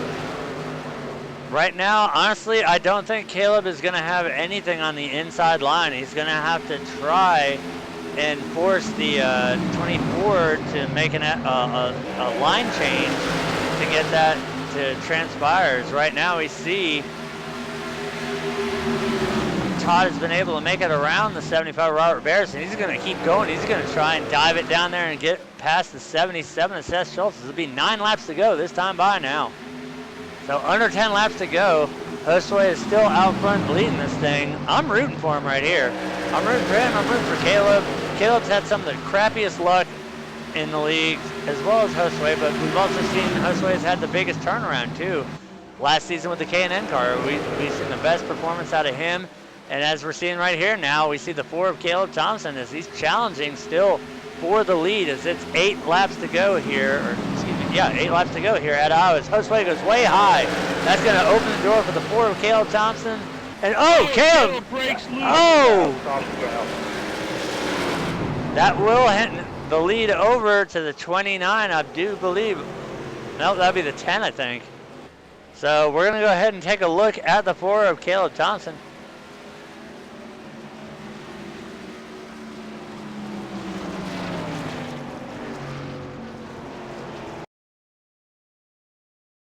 As we go back a little bit here, we're going to see as he challenges for the lead, we see Josue, when he goes into 1 and 2, he gets extra high there, which I guess that gave Caleb the false sense of security, thinking that he could gun it or whatever. But for some reason, that truck just stepped clean out on him and straight up the track. It just got, oh wow, that was just a wicked hook. We saw the 29 got a piece of that as well, the 24, and wow, Caleb still, oh wow, he almost clipped the 73 of Chris Ostrander, and then he resets the truck, but as we can see there on the 24, blown motor for Josue Tellis. Yeah, if you watch the Ford truck as he's coming, it snapped dead right. Well, if you watch it, he's already loose. The truck is both loose in the back end. He tries to turn it up the hill to catch it, and it just snaps up the hill. And it was violent. Done. It was very, very violent. That truck just absolutely went hard right, very hard right now. That makes me wonder, since Avery did get a piece of that, is that going to affect him at all? Because I know it's damage to the nose of that 29 Skull Bandit truck. Is that going to be enough for the 77 to be able to advance up a spot. As we're seeing. You know, I think we're going to see 3 laps to go when we drop back in here. I think you're going to see it's going to be the 10, the 77, and the 75. I think Avery's going to get shuffled out. I do believe, because as I see right there, that front end is kind of crinkled up, definitely straight across the hood. I know it's very hard to tell the damage on these trucks with the model, but you could see the outline of the front bumper there, and you could see where there's a good chunk of that hood missing. So there's some very extensive damage to the front end of that 29 machine. So I do believe you're right. It's going to come down to the 10, the 77, and the 75. Well, the bad part for the 29 is I can guarantee you the 10's going to take the outside. Oh, yeah. Which is going to put the 29 down low.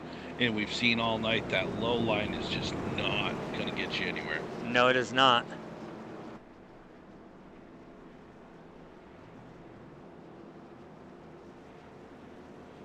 As the 68 of James Brown rips by the field there for his lucky dog spot.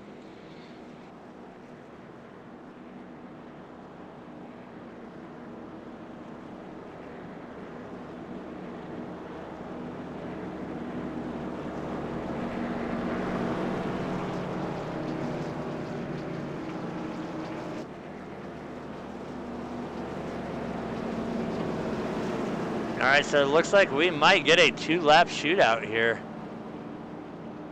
If the lights go out this time by, it will be a 2-lap shootout.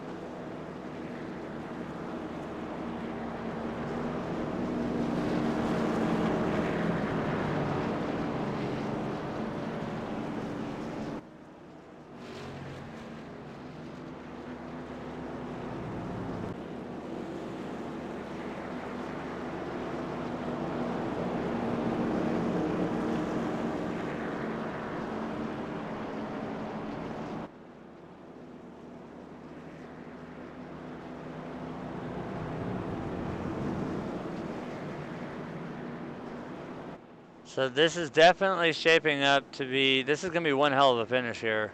A 2-lap shootout to determine who is going to bring home the checkered flag tonight at Iowa.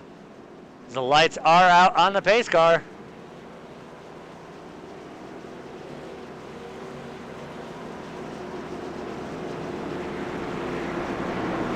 All right, so Lieutenant Todd Cray, of course, opted to take that outside line, and directly behind him, we have the 75 of Robert Barris. So right now, Seth is kind of sitting in the not so good spot, because we do know that 29 does have some damage there. So Seth is going to have to do all he can do to get out in the outside line as fast as possible and maintain a top 3 finish here.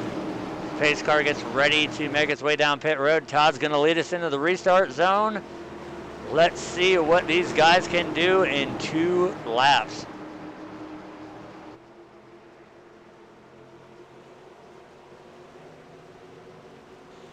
There's the jump. Green flag is out. 2 laps to go here at Iowa. Who is going to bring home the checkered flag? Is it going to be the 10 or is it going to be the 75? As we see, the 77 has made its way to the outside, but the 29 is going to go up to block. That's going to, oh, we have the 73 going around. It's going to, oh, massive right. That'll end the race. That's going to end the race right there. Todd Cray is going to bring it home in first tonight.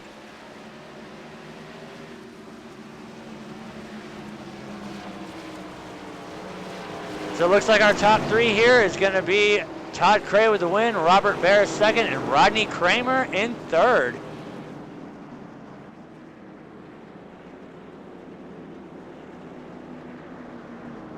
I knew something was going to happen on that one there.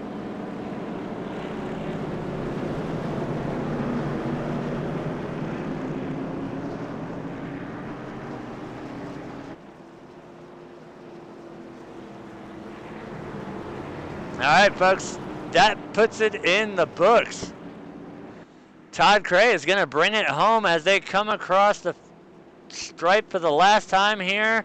Your race winner is going to be the 10 of Todd Cray. Robert Barris is going to bring it home second. Rodney Kramer third. Brad Speidel fourth. Avery McDonald fifth. Seth Schultz sixth. Joshua Jones seventh. William Ruland eighth. Adam Nowinski ninth. Chris Ostrander 10th. Josue Tellis 11th. James Brown 12th. We'll wait for the full race results after we get the race interviews done here.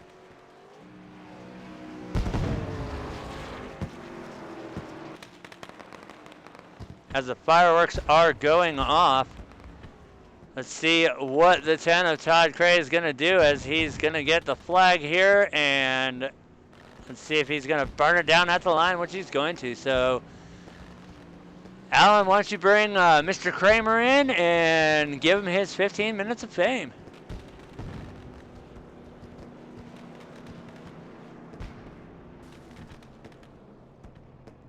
So we see the victory celebrations underway here by the 10 truck.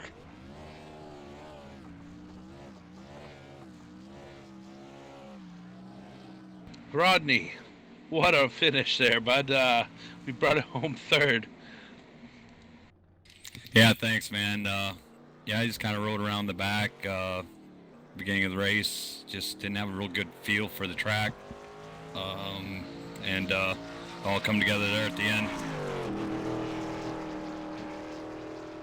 Yeah, it appeared that you got it back up there in the top 5, and that last wreck there took out a lot of cars. And then I don't know what happened on that restart, but next thing I know, we see Seth up against the wall and cars going around, and ends the race. So, you know, you bring it home third. I mean, it's good showing, good finish for you this week. Yeah, it's my home track. I only live about an hour and a half from the track, so I really like Iowa. I just don't usually run real well. Just got to be conservative, and I felt horrible about getting into Chris Ostrander earlier, like 2 cautions before that, and got an EOL and pitted there and had fresh tires. I think I had fresher tires than everybody ahead of me, so I was actually looking for maybe a few more laps. Would have maybe done a little more. Well, anyway, it's good to see you up here on the podium. Is there anybody you'd like to thank? Hey, you guys for broadcasting it, and Diehard Racing League. Since I joined it, I really have a blast racing with you guys. So, yeah, thanks. All right, so we're off next week, so we'll see you in 2 weeks. Hopefully see you back up on the podium once again. Thanks, guys. That was our 3rd place finisher tonight, Rodney Kramer in the number 6 Valvoline Chevrolet. Next, we will bring in the 75 of Robert Barris, and I do believe it was Chevy.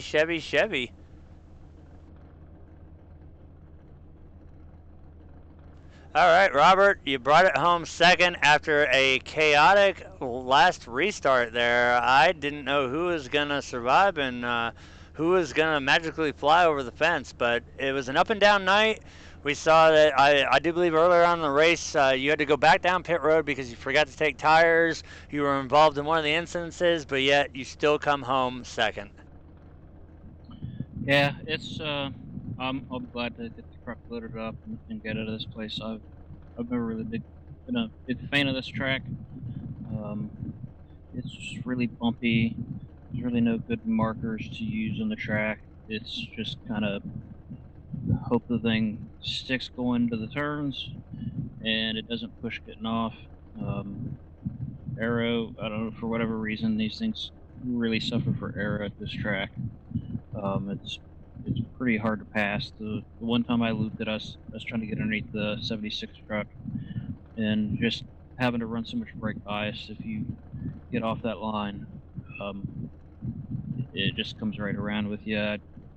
Same thing getting on the pit one time, just so much brake bias. I made the decision to come in kind of at the last second, and I didn't have a chance to take the brake bias out of it, and it came around on me.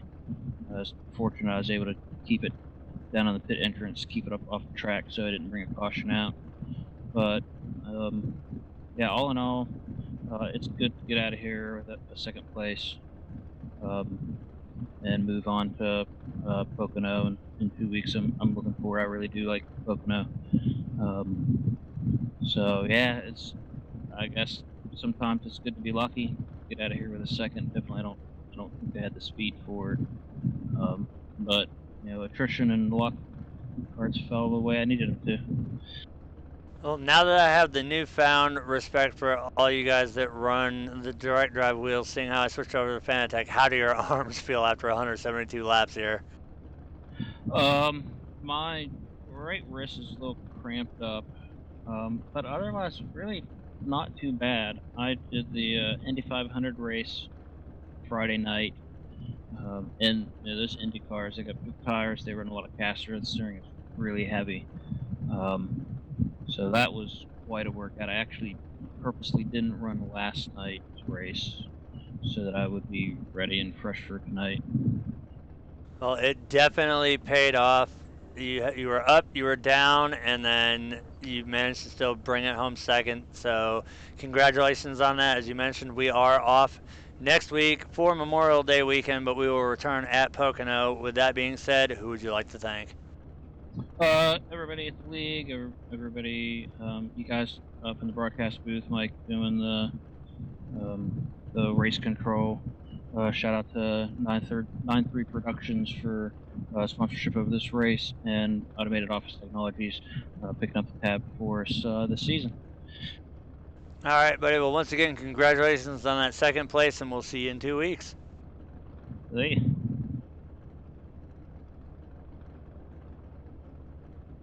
That was our second place finisher, Mr. Robert Barris. Now we are going to bring in the victory boy, Mr. Todd Cray. Todd, my man, you had what it took to bring it home on point. How does it feel to win it at Iowa? Wow, that's all I can say. Man, that was tough. Looked good there for a while. Didn't look good there for a while. Had problems on pit road.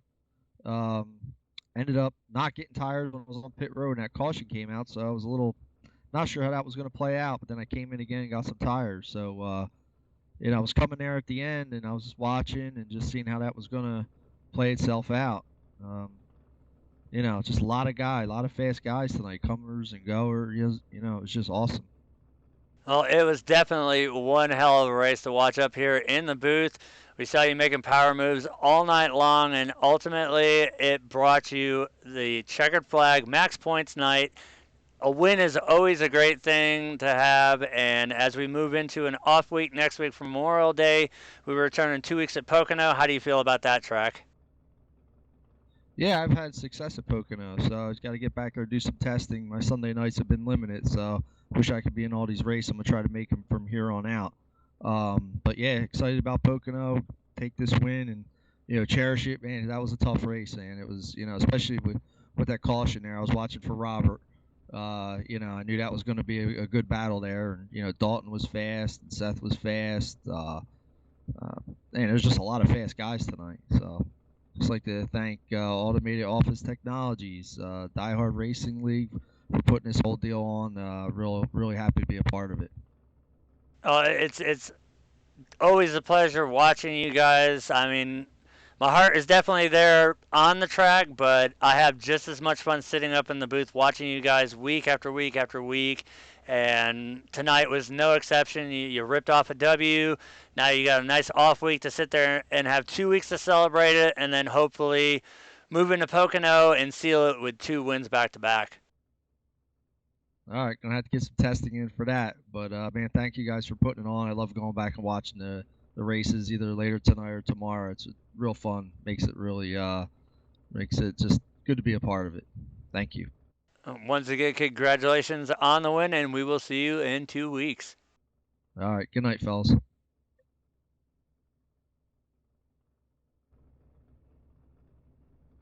That was our race winner, the 10 of Todd Cray, and tonight's luck of the draw winner went to the 75 of Robert Barris.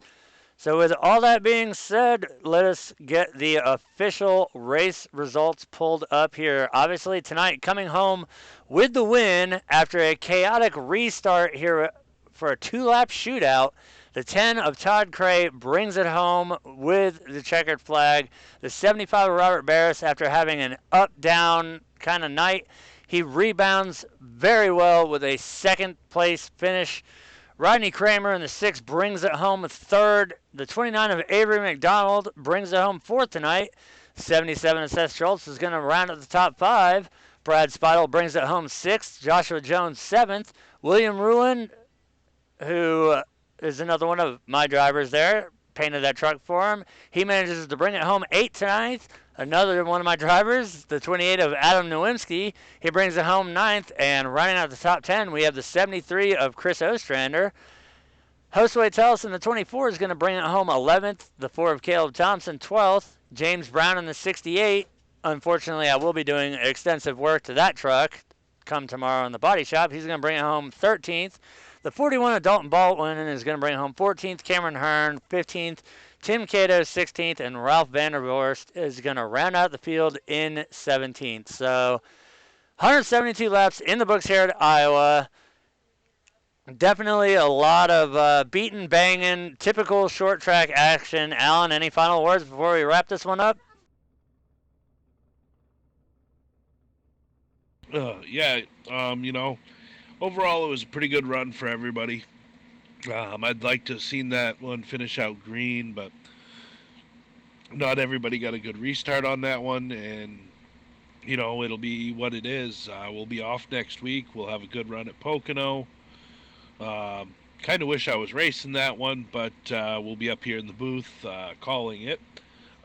Pocono is one of my better liked tracks, so. Well, I definitely second that. I'd love to be on track myself because Pocono is. I used to hate the track, but I kind of grew to love it along with some of the other tracks that I really disliked. But that's going to do it tonight for us here at Iowa. For everybody at Diehard Racing, Diehard Live TV, 9-3 Productions, thank you to everybody for tuning in tonight. It's been a great race. We had an amazing 2-lap shootout, wrecking at the end, typical short track racing. That's going to do it for us tonight. Once again, we are off this coming Sunday for Memorial Day, but we will return in 2 weeks for the Diehard Racing Automated Office Technologies race at Pocono. So we will see you guys in 2 weeks. Good night, everybody.